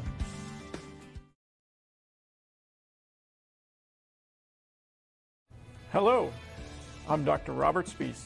Welcome to Spees Chiropractic and Wellness Center. As a family practice, Spees Chiropractic welcomes in patients of all ages. Whether this is your first time or you've done this before, Dr. Spees and his compassionate staff are here for you. What makes Spees Chiropractic unique is their three-tier approach. By using chiropractic care alongside massage therapy and physical therapy, all your healthcare needs will be treated compassionately and comprehensively. Spees Chiropractic. Make the right choice for your care. We're back here to Grand Lake Health Systems Field. Enjoy the St. Mary's All-Brass Marching Band as they perform Script Writers. Ever popular Script Ohio, performed by the Ohio State University. The tradition continues this evening as the band performs E.E. Bagley's National Emblem March during Script Writers.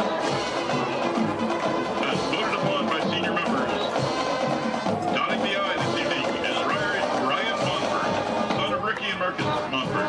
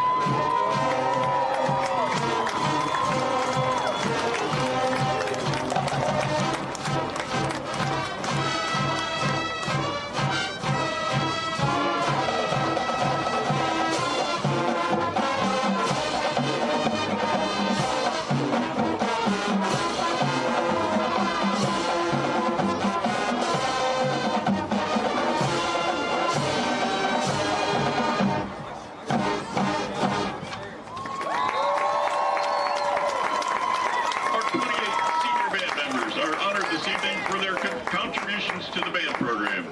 These young ladies and gentlemen and their... Well, congratulations to senior Ryan Monfort. Congratulations, Ryan Monfort, on being voted on by his peers for the senior honor of dotting the I for script writers. Good for him. Yeah, absolutely. Now you see at the center, the seniors get to come together and play the alma mater. It's a very, very neat process as well. We're going to go back to the PA for the playing of the alma mater by the St. Mary's All Brass Marching Band seniors. Corbin Hoskins, Maggie Hellinger, Nate Karras, Reese Long, Alethea Martinez, Madeline Motter, Joshua Mobley, Ryan Monfort, Andy Monroe, Matea Patterson, Jaden Pence, Xander Post, Logan Taylor, Hayden Tiemann, Lincoln Waterman, Damian Webb, and Hunter Winchett.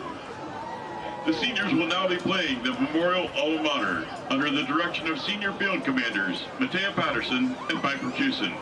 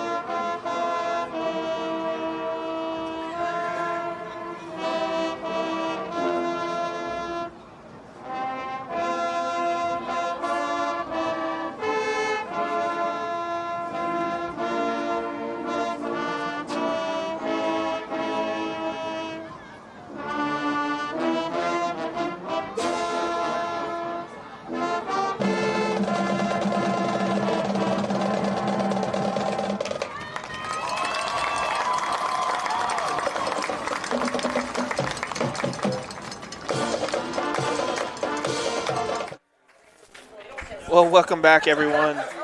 What a great job. What a great job from the St. Mary's All Brass Marching Band, especially the seniors there. It's always neat to me that a program even has enough seniors to be able to just let them play the alma mater, right? That's correct, Zach. A lot of schools don't have this kind of participation. It's a good thing to see. The band program, I'll say it every year, just it impresses me more and more every year, continues to get better. It's just an excellence that has been a long time from Dane Newlove and Becky Anderson, and now has been inherited by another generation of Roughriders. And we just, it's so neat to see them every week during different events throughout the year. I think they were at the elementary school today playing a little bit, which was wonderful, able to basically create that excitement for new generations that they get to be a Roughrider band member potentially in the future as well. And, a lot of people don't know, but these kids put in a lot of time in the summer, in the spring, with band camp and practices and giving up school time to practice and everything. There's a lot of work that goes into a marching band, and they do it well. Well, what we're going to do right now is we're going to take a quick break.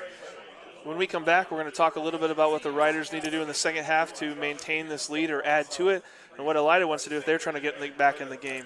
We'll be back with that and more right after this. The importance of quality driver's education for our teens is essential. Capabilities has provided classroom and in-car driving instruction for St. Mary's and surrounding communities for over 20 years. Live classroom and online options are available for our students. Capabilities also administers the Ohio BMV driver's exam for our students and the general public. Contact Capabilities today to learn more about our driver's education services. Calling all riders. Salina Cycle Center has all of your motorcycle, dirt bike, ATV, and e-bike needs. Need tires, parts, cleaning supplies, and riding apparel? Salina Cycle Center has you covered. If your bike needs tuned up or accessorized, mechanic and owner Aaron Schmidt will have you back on the road or trails. Stop in and see us at 6869 US Route 33 or check out our Facebook page at Salina Cycle Center. Let's ride! Dr. Compton has been delivering quality chiropractic care for nearly 20 years. He's committed to helping you find relief as quick as possible so there's no lengthy care plans. At Neck and Back Pain Relief Center, most insurances are accepted and walk-ins are always welcome. Conveniently located in downtown St. Mary. To learn more, visit us online at smpainrelief.com and follow us on social media. It's the name that you want to remember. Neck and Back Pain Relief Center. Go see Eagle Loan Company in Salina when you need a little extra. Loans made easy, payments made affordable, loans subject to credit approval. Conditions apply. St. Mary's Eagles 767 is dedicated to promoting the general welfare of the citizens of St. Mary's by giving special attention to public improvements. They are also committed to helping meet the public needs and all that relates to the betterment, convenience, and comforts of the citizens of St. Mary's. For more information on how you can become a member, call 419-394-3257 or stop in during business hours at 404 East Spring Street in St. Mary's. St. Mary's Eagles, 767. People helping people. Well, we're back here at Grand Lake Health Systems Field. Zach Farrell, Mark Sisko, the teams are warming up out there on the field, and the referees will get ready here to probably reset the clock for another 3 minutes. Mark, let's talk a little bit about that first half, what you saw from the Riders and from the Bulldogs, and what we think they need to make adjustments in this halftime. Well, I was impressed initially by the way the Riders ran the football early on. They took the ball, marched it right down the field, and 4 or 5 yards at a crack. Even they were set back once by a holding call. Why they got out of that and turned that drive into a touchdown. So far so good. There was a couple times they got down in the red zone, and a couple of mistakes hurt them and stopped the drive. So, it's 158 yards in the first half. Not bad. You're up 13-7 as for Elida. I expected them to throw the ball with a little bit more precision than they did in the first half. Maybe it's a sophomore quarterback, and I know we're in week 10, so he's still young. He's going to get better. Defiance has got some pretty good sized players. They got a Big Ten commit down there, so they're holding their own right at the moment.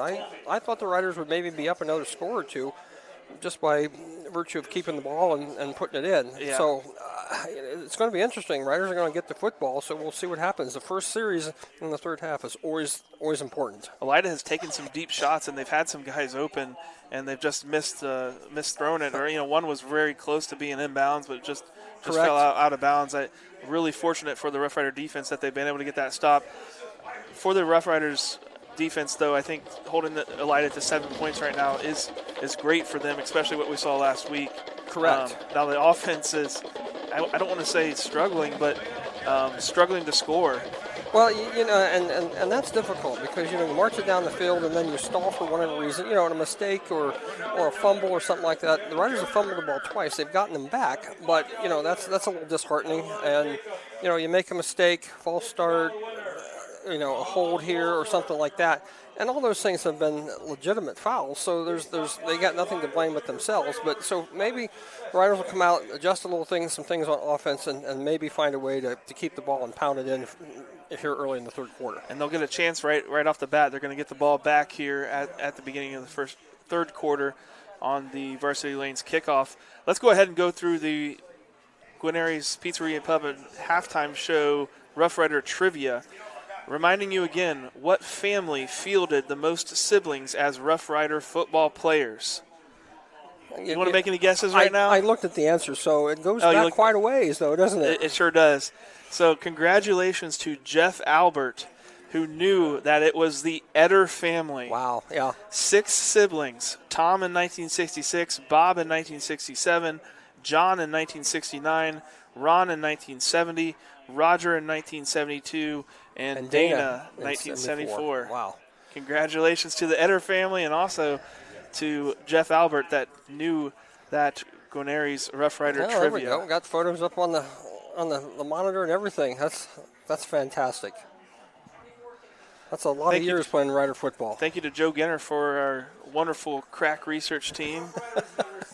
I hope that is correct, that there's not somebody else out there that's going to say, oh, we had 6 or we had 7. But well, if there is, you'll probably hear about it next week. we'll blame Joe Genner if it's incorrect. But thank you, Joe, for finding that for us every week. Looks like the teams are getting ready to start off this second half. Kicking for Elida, I think, is Isaac Jones, number 4. Actually, 24, Colton Rader. Oh, and it's an onside kick. Onside kick, quick kick. I think the Riders are on top of it. That did not go 10 yards either. It did not go 10 yards. So the Riders come up and recovered it before it went. One more bounce, and it might have been trouble for the Riders. Great job, Compton, there, getting on the ball. It's a great onside kick because it was rolling right around the 10-yard line. You tell your guys don't go too far up and grab it, but you got to grab it if it gets close. Correct. Little risky play for Alida. We saw the same thing, though, from St. Mary's a couple weeks ago. So, fortunately, Riders were not surprised by that. Riders take the ball. Excellent field position on the 50-yard line. Wing T backfield. Quick handoff to Kaylor Schmidt. Gets met at the line. Just hit hard. I think that was Parker Krim in there on that tackle. Big number 50. Actually, Shane Goebel was also in on that. Yeah. Alida's got some big guys down low. Some dudes, as we would say sometimes. The Riders are going to have to take advantage of that recovery and take it down and score. That would be a big swing for them. Absolutely. Traditional wing T formation here. Wing back to the right. Meinerding under center. Long count. Hands off Schmidt, off tackle. Dive play, fullback dive for Caleb Schmidt. Leaves him about 1.5 yards short of the first down.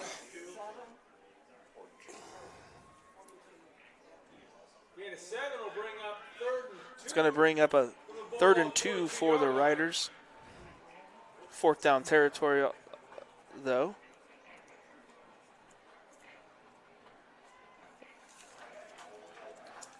Riders taking their time, getting the play in. They surely are. And I don't know, Zach. It seems to me that the Riders are spending a long time at the line of scrimmage with the snap count. Has that been typical the last couple games? It has. We've seen a lot of full house, and they've decided to do a check with me, I think, and run it different ways as well. But I think more than that, they just want to keep the ball out of Alida's hands. So we got a timeout on the field early here in the second half for the Riders. That's a Miller Funeral Home timeout. We'll be back right after this. In need of a marketing idea for your business or organization? From concept to execution, we are your go-to for promotional products, signage, apparel, print materials, graphic design, and fundraising. Freedom Marketing Strategies is a Roughrider-owned business with over 50 years of marketing, graphic design, and fundraising support. Call Sissy or Gail today to get started. JT's provides unique menu selections in a casual atmosphere you're sure to love. Whether you stop by for a meal or catch a game in the bullpen, make yourself at home and enjoy. Food, friends, fun. JT's Brew and Grill. Come dine with us today. Back at Grand Lake Health System Field, the Riders have used a quick timeout here in the third quarter. 10 minutes and 34 seconds left. But the Riders, Coach Bo Fry saw something he didn't like and didn't want to risk it on 3rd and 2. Yeah, I mean, okay. So we'll see what they come up with here. Meinerding under center, QB sneak, and he takes it. He's got a first down. Yeah, nice push. Xander Post up front, Savion Murphy, Cooper Glass. I don't know if we're going to call that a push or not. Are we allowed to say that? I think so. You tell me. Yeah, that's a little bit. I mean, that's a little bit. So, I mean, it's rarely called, right? Rarely called at this level. It's got to be more blatant than that. What we're talking about is assisting the runner, right? Assisting the runner, that's correct. I think he had the first down anyway, so. First down and 10 for the Riders. Quick handoff, straight dive. I think that was Luke Rammel. He gets about 3. Hit harder at the line of scrimmage. He's probably lucky to get 3. tripped right at the line of scrimmage, fell forward, though, got a few yards out of that. Zach, we were talking during the commercial. I think you're right. The Riders' plan here is to take as much time as possible, and if we're doing a long count, I mean, and that's fine. And they could be making these calls where they have either a straight dive like that or a fullback dive, and they may be deciding at the line to run it away from Parker that could Krim. very well be. Number 50, you do not want in your backfield. Correct. Quick little counter play to Fink. He makes a nice move, gets up the middle. Nice run. Nice hard run. Dragging a couple of Elida players with him. Great job from Dylan Good job Fink. up. Good block on the corner right there. Yeah, Caleb Schmidt, nice downfield blocking. Just keeps running hard. Cooper Glass coming through there, number 52. And Dylan Fink making the right moves and getting forward for another Fowler TV first down for the Riders. Brings up a fresh 1st and 10. And here we go, 25-yard line. This is where the Riders have had some trouble tonight. Wing T backfield. Handoff Caleb Schmidt. He's off tackle. No trouble right there. He gets about 6 yards on the carry.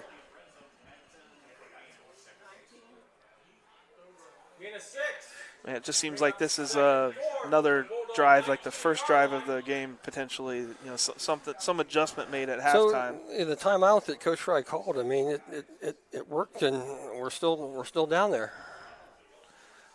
Riders are now in the Dr. Mike Compton Neck and Back Pain Relief Center red zone, where they've had to settle for 2 field goals and 1 touchdown. Full house backfield for Minerding. Little handoff to Caleb Schmidt. He's going to be past the first down, I believe, with his forward progress. He is pushed backwards about 5 yards. Yeah, but pushing backwards doesn't matter. He's got the first down. Just a little extra pounding on his body. Look, almost suplexed. Probably lucky that they didn't throw him down harder. That probably would have drawn a unnecessary roughness flag. That's a move that Dave Walbacher would be doing out there on the field probably. Bring in some wrestling prowess. There you go.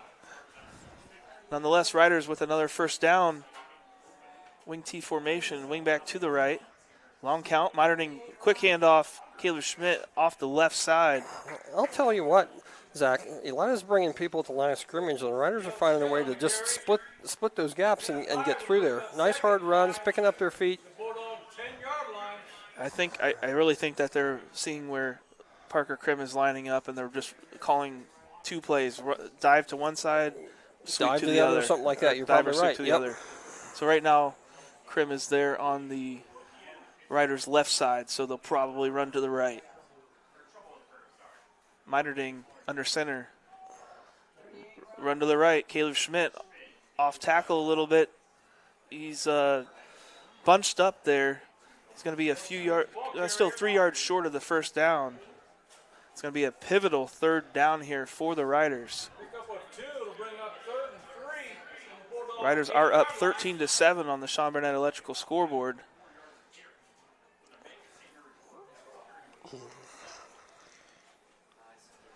$17 for Alida, able to get in that backfield, make a nice play. Shane Goebel, number 17, linebacker. Just a sophomore.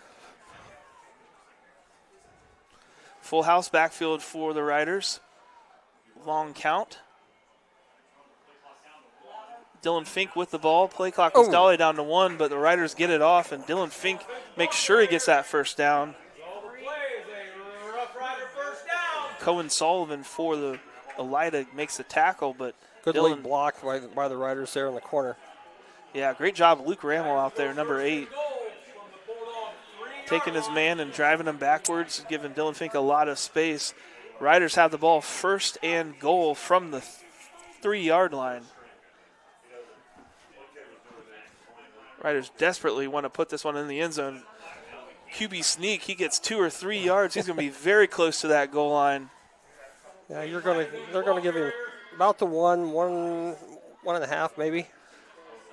Riders scored their only touchdown of the night on an Aiden Minerding QB sneak. Well, they give him a yard.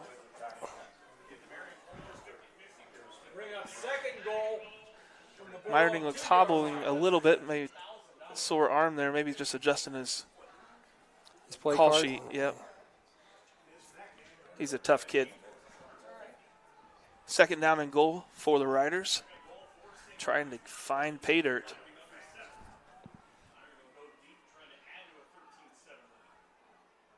Long count. Quick handoff to Caleb Schmidt, and he easily comes into the end zone. Caleb Schmidt with 2-yard his run. 25th touchdown of the season. That's a Salina Cycle Center touchdown for Caleb Schmidt. That's an extra special sponsor because that's Caleb Schmidt's father. Well, that works out really It works well, out then, doesn't it? Really nice when you have 25 touchdowns for a season. Was it planned during the season? Was it you guys planned that? With Oh him? yeah, I think so. I think so. Great job, Caleb Schmidt, there on that fullback dive off the right side. Riders are going to go for 2 here, so they're up 19-7. They want that extra 2 points to make it 21-7. Okay. Wing T formation, wing back to the right.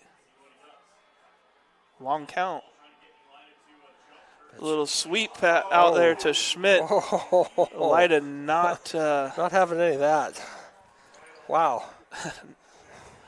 That's going to be a stop on that 2-point conversion, unfortunately, for the Riders. But nonetheless, they get the touchdown, and that makes it 19-7 on the Sean Burnett Electrical scoreboard. We're going to take a quick break. When we come back, we'll have the Varsity Lanes kickoff right after this. St. Mary's traditions include football, SMAB, and Fowler's TV. Founded in 1957 by Richard and Peggy, Fowler's TV is celebrated, like a Roughrider first down, for its dedication to high-quality electronics, custom installations of indoor and outdoor TVs, Sonos sound systems, surveillance systems, and so much more. With 12 months of special financing available on approved credit, shopping local has never been better. Fowler's knowledgeable and friendly staff uphold the tradition of exceptional customer care, servicing only what they sell with the same or next day service.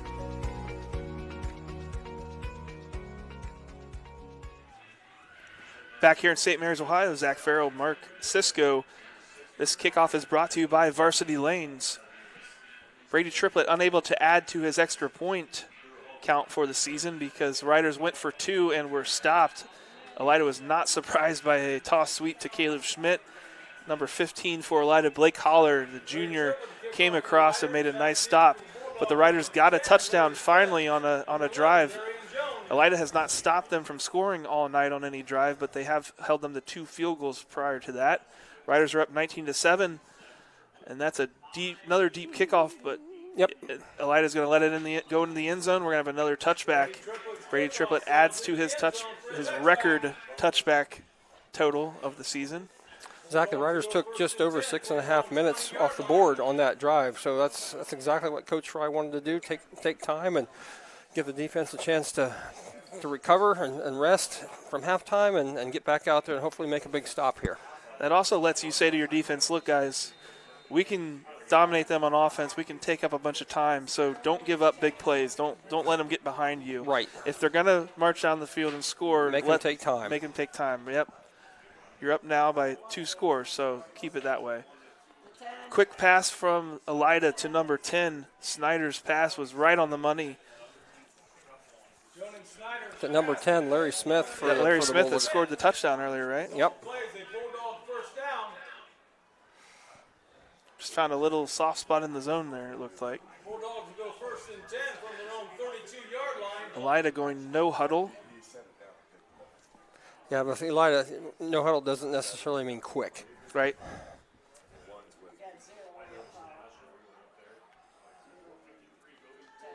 Handoff to number 1, Kaufman, up the middle. We saw that play 4 or 5 times in a row in the first half. I was going to say pretty good job, but now I look at it and he got 5 yards on that. Yeah. Felt like it was only a couple yards, but good job from the offensive line of Elida of pushing forward and getting some extra space on that quick run. Riders do have just the 3 down linemen. Quick pass, looks like number 10 again. Larry Smith. Snyder not really looking anywhere else, just saying we're going to put 3 guys out there in that that little soft zone Yeah, right there in the middle is wide open. He's not looking off receivers or anything like that. He's looking at where he's going right away, and you'd think for the defense they could key on that a little bit and go where the eyes are going.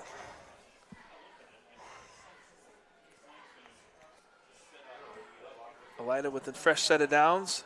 Kaufman out of the backfield in motion. Alida runs it with their quarterback, Jonah Snyder, with the keeper. Nice pickup again on first down, 7 or 8 yards. That'll bring up 2nd and 3. From the Roughrider 47-yard line.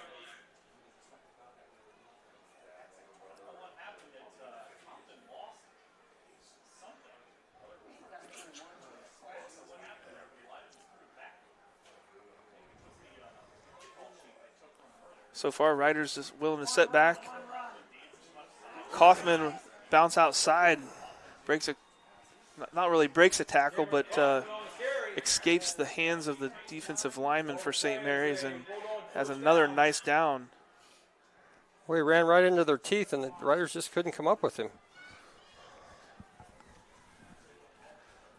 We see that sometimes from defensive players. They're so into trying to make a move or get past the guy in front of them, they don't realize the ball carrier is right by them. It's hard. I wouldn't want to play there. It's tough to be there because you got to find the ball carrier, and it's pretty tough.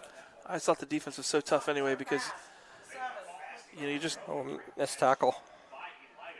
You either do your job or you give up a touchdown. Correct. You're not.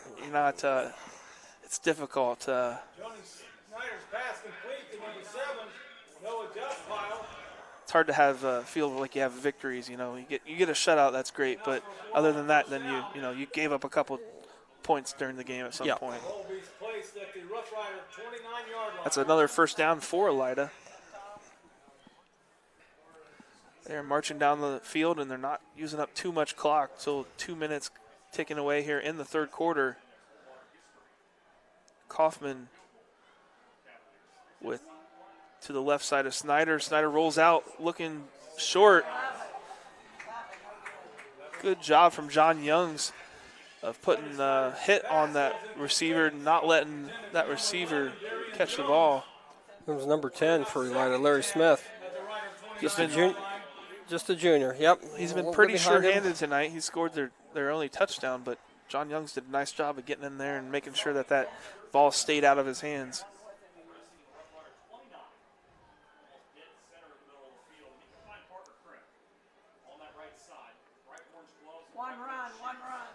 Kaufman, little run up the middle, goes nowhere. Good job from the Roughrider defensive line that was time. A nice job on the defensive line. Ball carrier brought down by a whole host of Roughriders for no gain.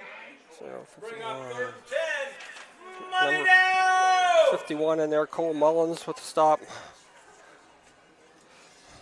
Owen Ott in there. Matt Murray. I think Compton was in there. Compton's usually around about every tackle. This brings up a 3rd down. Ace cuts money down for the Roughrider defense. Huge 3rd down for the Riders. Alida looking across the middle. That's broken up. John Youngs again Good on that coverage. That's a good defensive play by Youngs. And that's going to bring up a 4th down here for Alida. They got a decision to make. They're going to go for it. Not surprising, down 19-7. No, Zach. They have nothing to lose at this point. Bring up 4th and 10. Let's hear some noise. 4th down and 10. The crowd is on their feet here, stomping. Quarterback seems a little bit confused. See if the Riders bring any pressure. They do. Linebacker off the side. Quick pass. Nice not tackle. Close to the first down, and a sure tackle.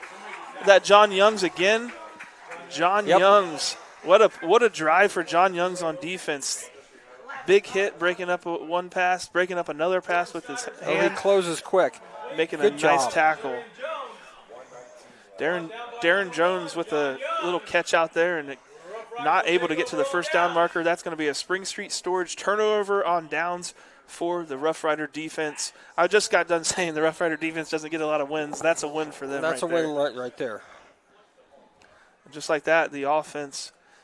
Now I think we can just hold on to it and drive her down the field again. Yep. Riders flip the field. Full house backfield.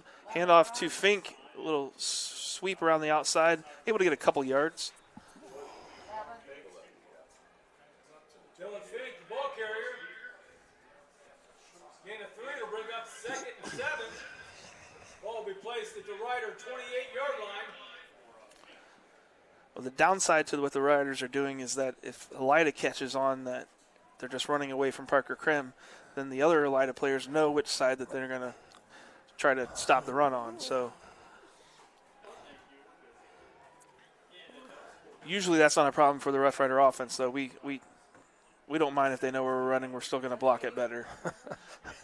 Caleb Schmidt there, a little fullback dive. They tell us anyway, right? That's the goal. My 5 will block your 8, something like that. Mm-hmm. Yep. Yeah. That time a nice fullback dive. 3rd and 2. Gain of 5 will bring up 3rd and 2. Ball is placed at the Rider 33-yard line. Yep. I don't think the Riders are going to even. No reason to snap it here. So Riders going to let the clock run out here at the end of the quarter. 10, 9, 8, 7, 6. Going to keep clicking down here. Riders happy to take it to the fourth quarter with this lead. At the end of the third on the Sean Burnett Electrical scoreboard, it's the St. Mary's Rough Riders 19, the Elida Bulldogs 7. We'll be back with the fourth quarter action from Grand Lake Health System Field right after this. Guarneri's Pizzeria and Pub has partnered with Rider Nation Station this season so that every Friday night, Guarneri's can be Rough Rider Central.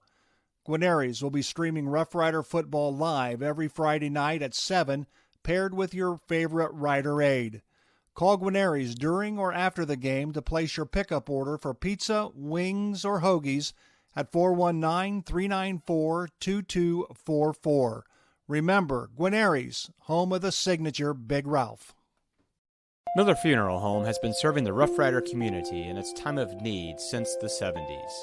Our business is a family affair, dedicated to serving families with integrity, dignity, and compassion. Miller Funeral Home, proud to be a supporter of the Rough Rider community. Welcome back to Grand Lake Health Systems Field. Zach Farrell, Mark Sisko bringing you this 12 minutes left in the fourth quarter of this game. Looking at some of the other scores around the WBL right now in Van Wert's winning 24-6 over the Kitten Wildcats. Salina Bulldogs winning 17-14 in the third quarter over the Defiance Bulldogs. Wapakoneta Redskins up 41-22 over Bath, and Shawnee Indians up 27-3 over the Titans. While he's talking, Caleb Schmidt able to pick up a Fowler TV first down on that big third down there. Clock will continue to run. So far, the Riders have had the ball for 22 minutes in this game, Zach, through the third quarter. 22-13, 36 for Elida. Let's hope it continues.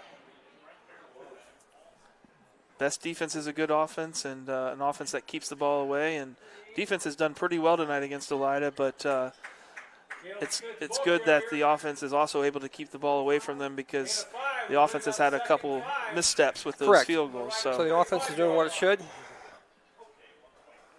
Good first down run there for the Riders. They continue to hum down the field. St. Mary's through three quarters, Zach, got 228 yards on the ground in 44 attempts. Wapakoneta Redskins, as I was saying, up 41-22. That game was a little closer earlier. It was getting interesting. Of course, Bath, if they could win that, would have a share of the WBL title.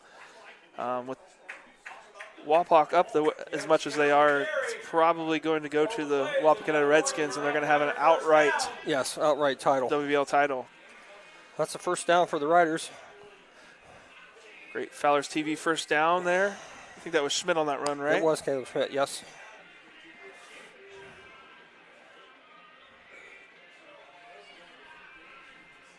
Riders, again, taking their time. Call comes in from Aiden Meinerding.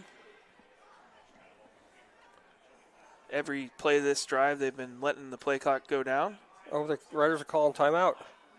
Something they didn't like there, or Meinerding didn't have enough time to do the long count. So, well, Meinerding looked over at the coach, and the coach had already decided for a timeout. So, Nonetheless, that's a timeout on the field and a timeout, Miller's Funeral Home timeout for us. We'll be back right after this.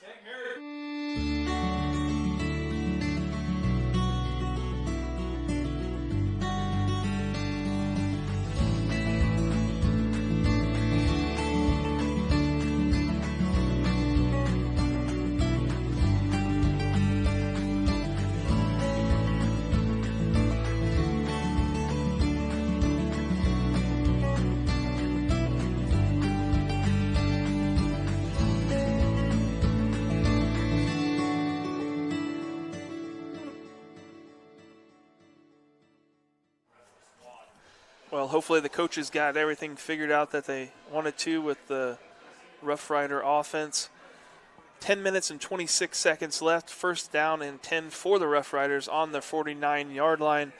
Mark, I think we're just going to continue to see a healthy dose of Roughrider running backs. I would agree. Don't let that flashing light there in the middle of your screen bother you, folks. That's a drone that we see. It's farther away from the field than you think. Full house backfield. Handoff to Caleb Schmidt. Off tackle. Almost takes it for a much larger gain. Trips over his own player there coming through the Step hole. away. We've seen that a lot tonight. Schmidt's been a step away on some of these long runs. Yep, he tripped over Luke Rammel. We've still seen a lot of good runs, though, tonight. We're going to have a lot of runs for our St. Mary's Foundry highlight reel. Oh, absolutely. You know, runs like that, you wish he breaks it. But, again, clocks keeps running, and it's second and short.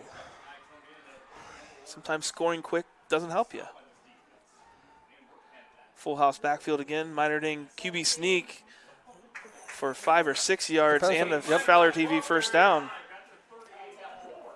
Going to be a first down for the Riders.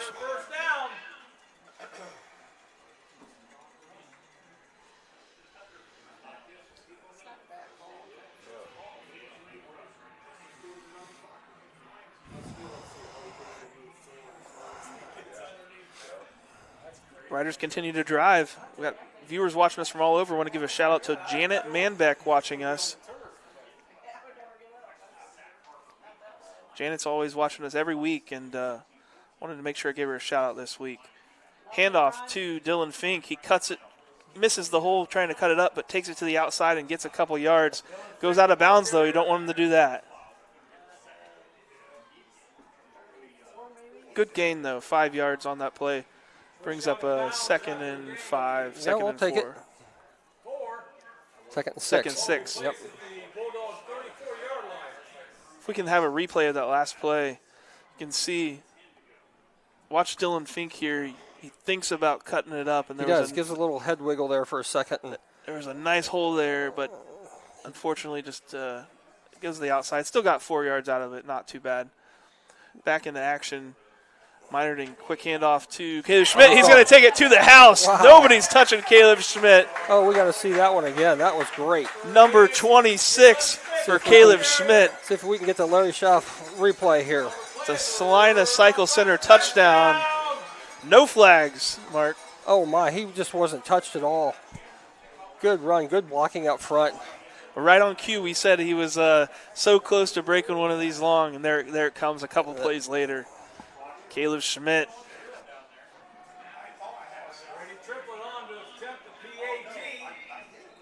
Brady Triplett on to attempt the Salina Eagle Loan Company of Salina extra point. He made it from 30 and 36. He should make that one, and he does. So with 8 minutes and 47 seconds left to go in the game, the Riders 26, Alida Bulldogs 7. We'll be back right after this. Needed that one. Albert Sporting Goods, outfitting your team since 1980. Our products consist of individual and team equipment for all community organizations, club teams, high school and collegiate sports. We personalize your gear with embroidery, screen printing, digitizing and graphic design with on-site services to deliver quality uniforms, spirit wear, and fulfill every equipment need. Order online now at albertsportinggoods.com. JT's provides unique menu selections in a casual atmosphere you're sure to love. Whether you stop by for a meal or catch a game in the bullpen, Make yourself at home and enjoy. Food, friends, fun. JT's Brew and Grill. Come dine with us today.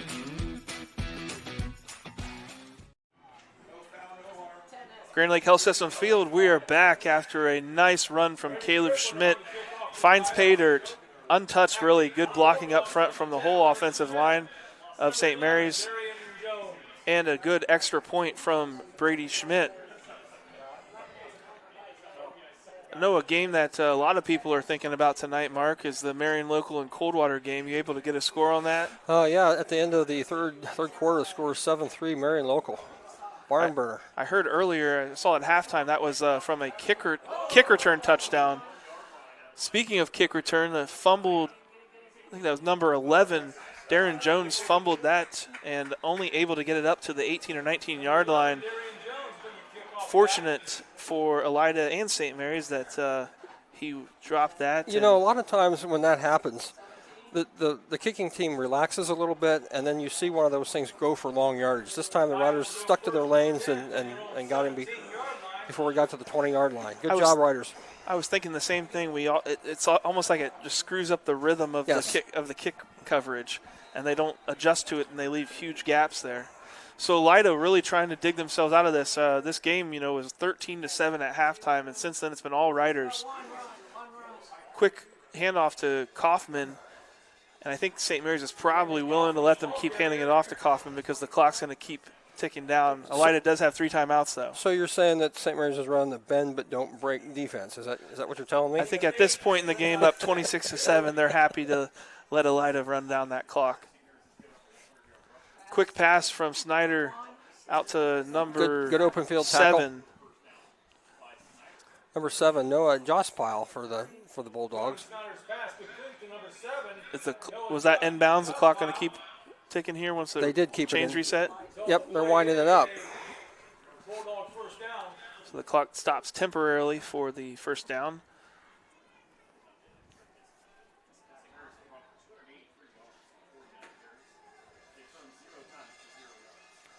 Empty backfield, quick throw from Snyder to number 11. Nice pass and catch. Number 11 for Atlanta, Darian Jones.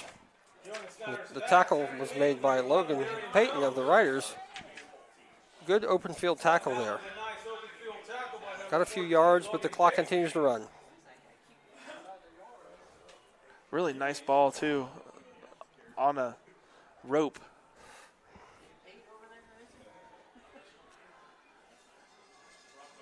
Double backs in the backfield. Oh! Snyder looking to go deep. Yeah, there might have been a piece of that by the line. We'll take a look at the Larry Schaff Auto Sales replay here. I think Noah Jospile was the target. Nope, he just missed it a little high. Yeah, right off of Noah's hands there. It was good pressure. Yeah. That brings up a 3rd and 2.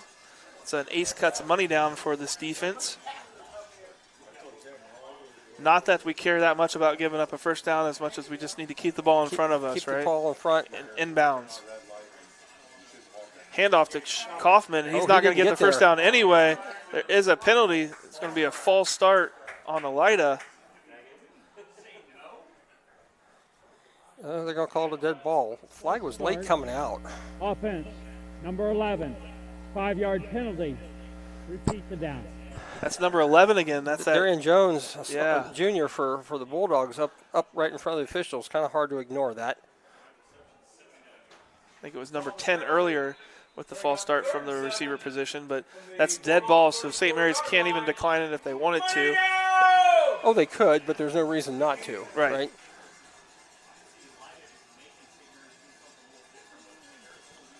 Third down and 7 for Elida. St. Mary's player jumps, but officials say that it wasn't offsides. Oh, they got a timeout. And Elida forced to call a timeout here on a pivotal 3rd and 7. We're going to take a quick break. That's a Miller Funeral Home timeout for us. We'll be back right after this. And speaking of great teams, St. Mary's Foundry would like to thank its very own team of hardworking employees for their loyalty and dedication. If you're looking for rewarding challenges and first-string wages and benefits, check us out at stmfoundry.com or on hometownopportunities.com. St. Mary's Foundry, where iron and ingenuity meet.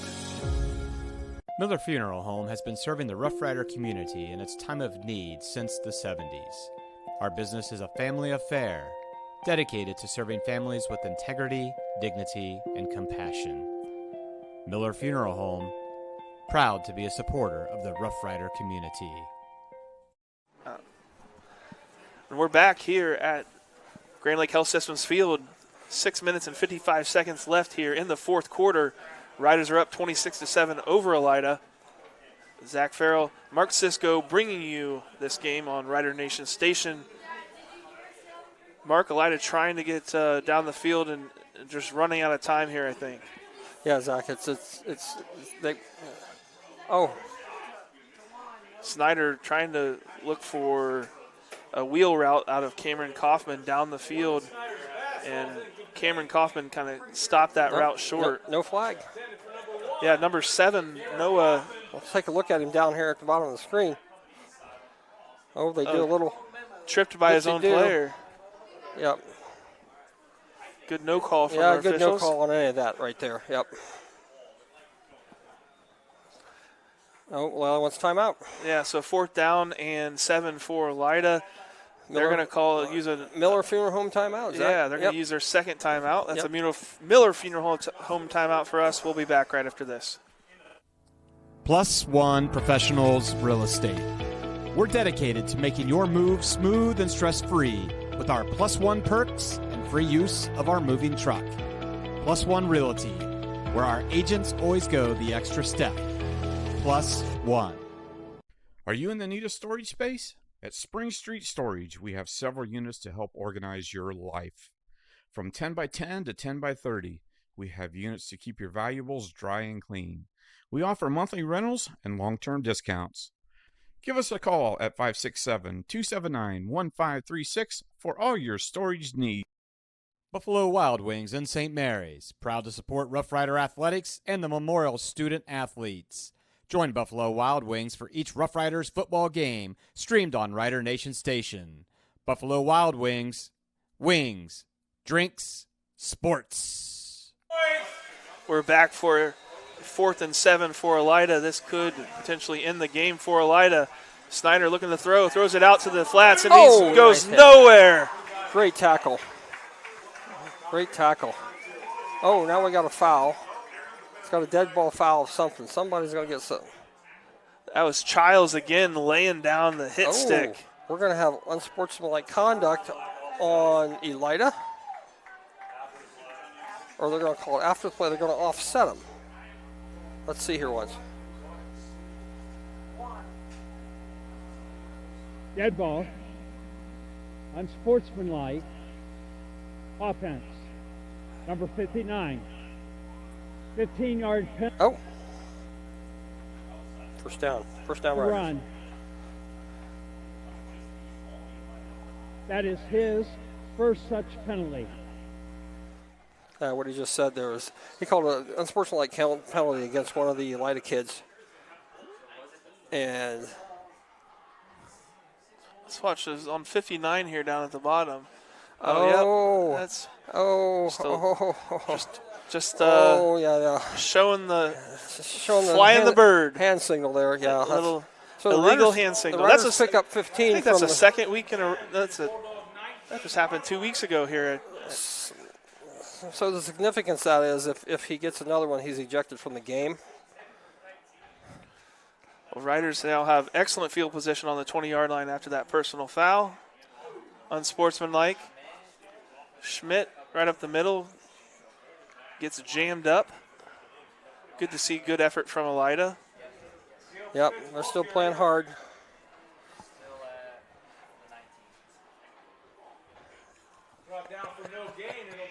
Does an unsportsmanlike or an ejection carry over into another season or another year? It could if he's a junior. Yeah, if he's a senior, then it's gone. But if he's a junior and he's ejected on the last game of the game, he will be out the next game. Wow. Riders trying to put it in the end zone again here. Dylan Fink, a nice little move up up on the right side, kind of an inside sweep. Good run there. Second down. That's going to bring up a 3rd and 8. I thought he got a little bit more yards than that. Sure looked like it, didn't it? More sideways than north and south.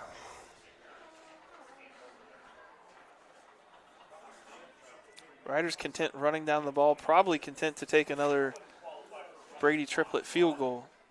Grady Hughes checks into the game for the Riders. Grady's their usual receiver that they'll sometimes send out. Hand the ball off to Fink again. He's going to go around the edge. He's going to be nice close. Blocking there. I think he's going to be a little bit short of the first down. That's not going to upset Coach Fry at all. It's a good run. Good block out here on the corner. And he stayed in bounds. Well, he didn't, but the officials ruled him in bounds. Wow. So. Riders are sending out their... Are they sending out their kicking team? I don't think so. It's going to be 4th and 3 here. Riders going to keep the ball and try to score, try to get a Fowler's TV first down here. Full house backfield. Yeah, the Riders going to call timeout. So Riders came out there trying to get Elida to jump off sides, and they let the play clock go all the way down and then called their final timeout with 4 minutes and 32 seconds left. That'll bring up a 4th and 3. We'll have that when we come back right after this. Hold your horses, literally. Here comes Rocky, trotting in with some big news. Yeehaw, Rider Nation. The Rider Rooters give back to every Rough Rider sports program. That's right. Rider Rooters help supply gear, scoreboards, and the extras our athletes need to succeed. So saddle up and purchase your Rider Rooter membership, because here at St. Mary's, Riders ride together. Thank you for your support. Go Riders!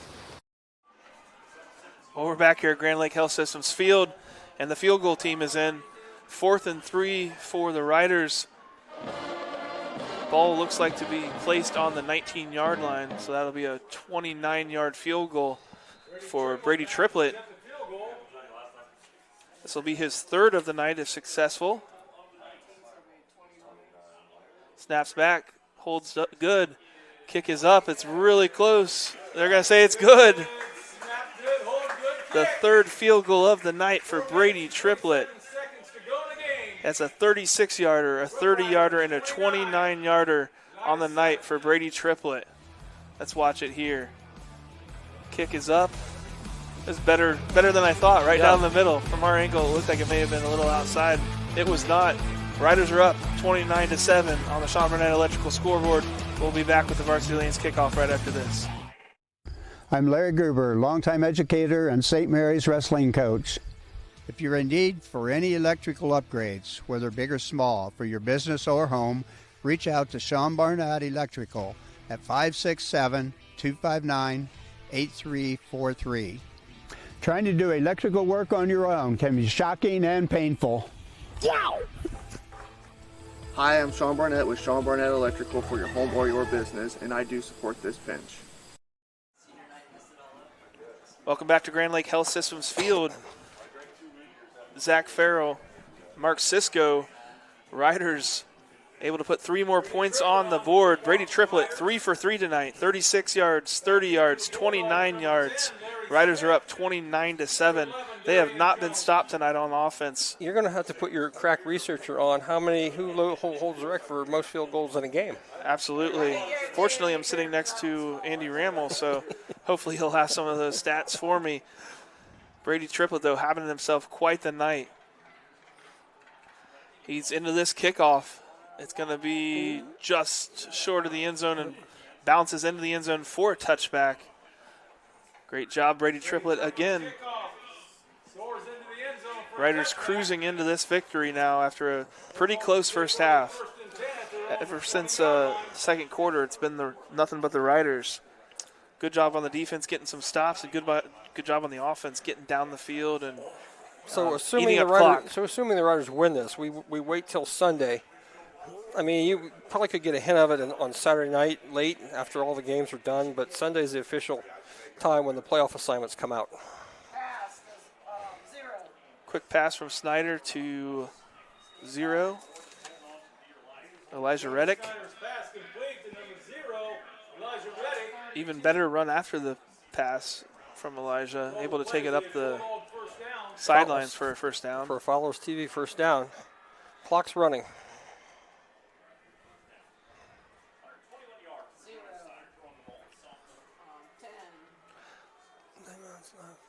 This Alida team has a lot of size and a lot of athletes. I mean, these seniors have nothing to hang their heads about. They've had a very up and down season, and when they've played well, they've been as good as anyone in the league. We certainly saw flashes of that tonight. We did. And I'm happy for the St. Mary's seniors potentially to get another home playoff game next week, although some of the calculations I've seen have put it at around 20 or 30%, even with the victory tonight. Yeah. So could be a long road trip next week. Could be. Handoff to Kaufman. He's stopped at the line. Good job there by number 51 for the Riders. Cole Mullins was right on that tackle. About a yard gain. Yeah, maybe give him 1.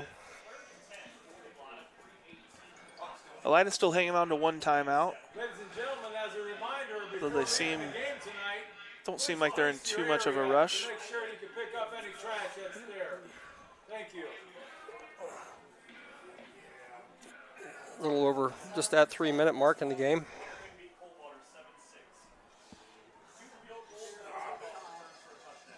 Snyder looking to throw. Looks deep, and it's picked off. It's picked off. Number Fink, 11. Dylan Fink. That's his 3rd interception of the season. Dylan Fink read that. That was just what you were talking about earlier. Reading the eyes, yep. And just came back for it. Nice. I think Owen Ott got himself in the quarterback's face as well, but Dylan Fink jumps in front of that. He is the thief this year for the Riders. That's his 3rd interception. I think that also places him somewhere near the lead in the league. That makes him 2nd right now in the league. Nice. There's a few guys with 4. 4, but okay, cool. Yep. Congratulations, Dylan Fink, on that interception. A nice job jumping in front of that. Rider offense back on the field. Caleb Schmidt, a little fullback dive. I think it might be time maybe get some of the backups in. Yeah, well, I don't know, Zach. I mean, we get a first down here, maybe. Okay. I mean, maybe some of the skilled players in, leave the offensive lineman in there, but the Riders aren't in any hurry. You got 224. A little bit of equipment issues. Yeah, there's something you don't see officials do a lot.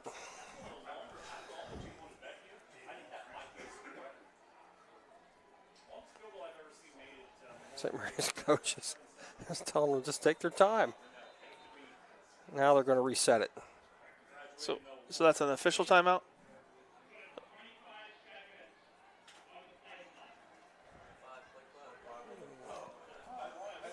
Yeah, I know what they did there.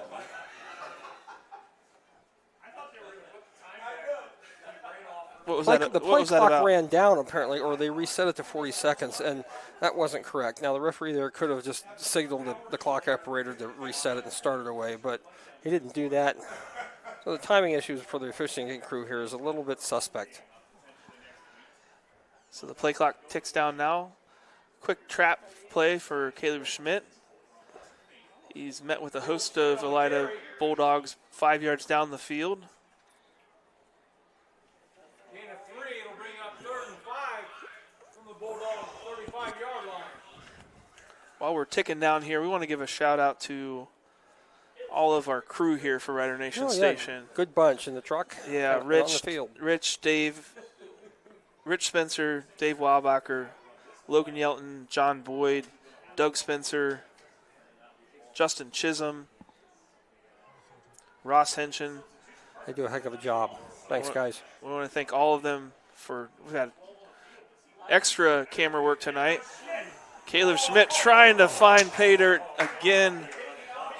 Tell him that the game's out of reach, right? He wants number 27.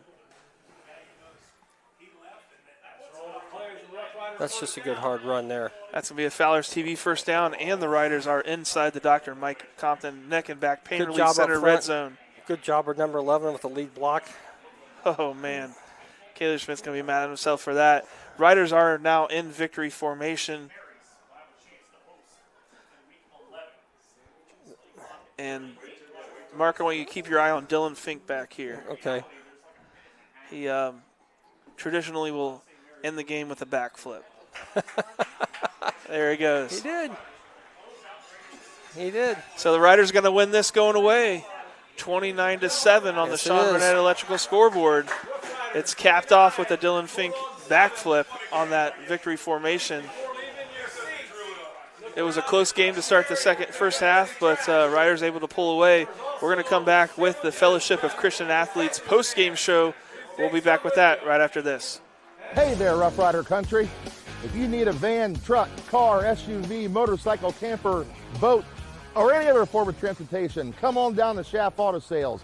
I know you got vehicle needs, and I got needs too. I need to know that you got the right kind of truck to get the job done. And I need to know that you got a fun set of wheels to cruise around in. And I need to know that your kids are safe when you take them for a ride. Thanks, Aaron High, the car guy. I'm Aaron High, the car guy with Schaff Auto Sales. I sell cars to Rough Rider fans, because that's what I am, and that's who I care about.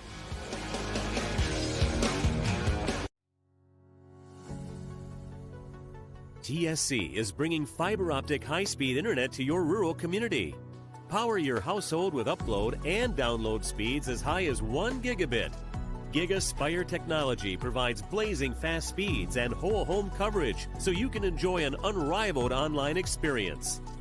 At TSC, we look forward to bringing you hometown local service, saving you money, and welcoming you to the TSC Gigahood. Fellowship of Christian Athletes is a middle school and high school club looking to spread God's love throughout numerous schools and communities of our local area. FCA's favorite play of the game is both teams joining together in prayer at the conclusion of the game. God bless you, sports fans. Welcome back to Grand Lake Health Systems Field for the Fellowship of Christian Athletes post-game show. Their favorite play of the game is the prayer in the middle of the field. We can see both teams coming together for a prayer, and it's great to see. Speaking of great to see, Dylan Fink right there into the game with the backflip. We love it. And while the teams are praying, I want to also talk about we've had the Fowler TV first downs today, and it's been a sad day for the Fowler family. The matriarch Peggy Fowler passed away yesterday, so our thoughts and prayers are with the entire Fowler family.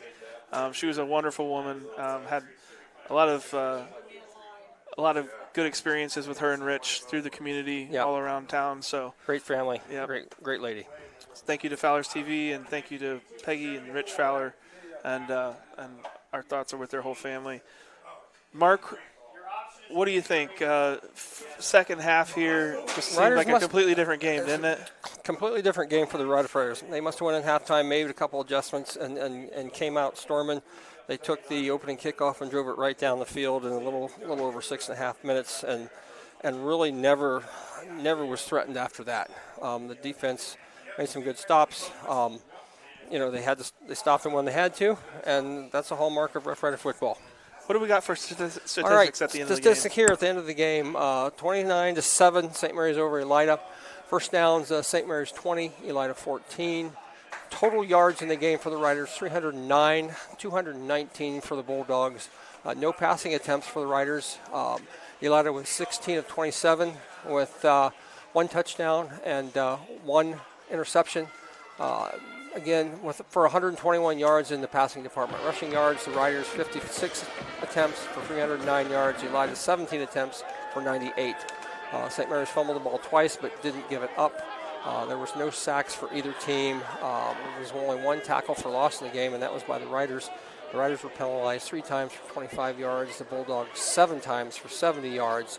Third down conversions, the Riders were 7-10. Elida was 3 of 9. The Riders did not punt the ball. The Bulldogs punted it twice, 79 yards for an average of 39.5. And St. Mary's average average drive start was on the 42-yard line. Elida on the 19-yard line. Time of possession, Riders almost 28 minutes. The Bulldogs 17 minutes. Rushing leader for the Riders, Caleb Schmidt, with 192 yards, it looks like. Wow. And for Elida, Cameron Kofu with 14 for 81 yards. That sums it up, Zach. That really does. Yeah, a dominant second half for the Rough Riders. A lot of ball control and not a lot of adjustments by Alida. I think Alida, too, we talked about, they got a lot of players going both ways. They looked a little tired in the second half. They did look a little tired at the start of the fourth. So, and, even though it's week 10 and people say, well, they should be used to it, it's a hard game, and you get tired. For those wondering, Marion Local held off Coldwater to win 7-6. So they win another MAC championship. Undefeated. 74 games in a row as well. Unbelievable for the Marion Local Flyers. But the St. Mary's Rough Riders go to 7-3 overall, 7-2 in the WBL. We know that we've got a playoff game next week. We don't know if it's at home yet. We're hoping that it's at home. But if it's not at home, the seniors that got this big victory tonight on their home field for their last game, congratulations to those guys. Congratulations to the seniors, yes, indeed. That's going to do it for us here at Rider Nation Station. For your entire Rider Nation Station crew, Mark Sisko, Riders win this 29-7. We'll see everybody next week.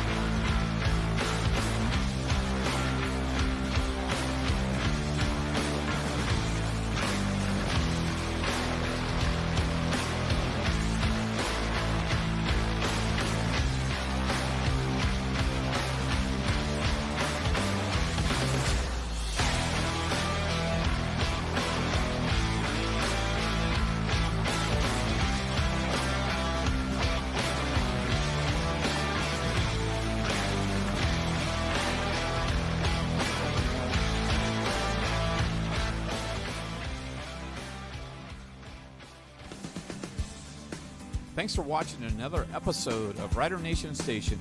Help us help you by subscribing on YouTube or following us on Facebook.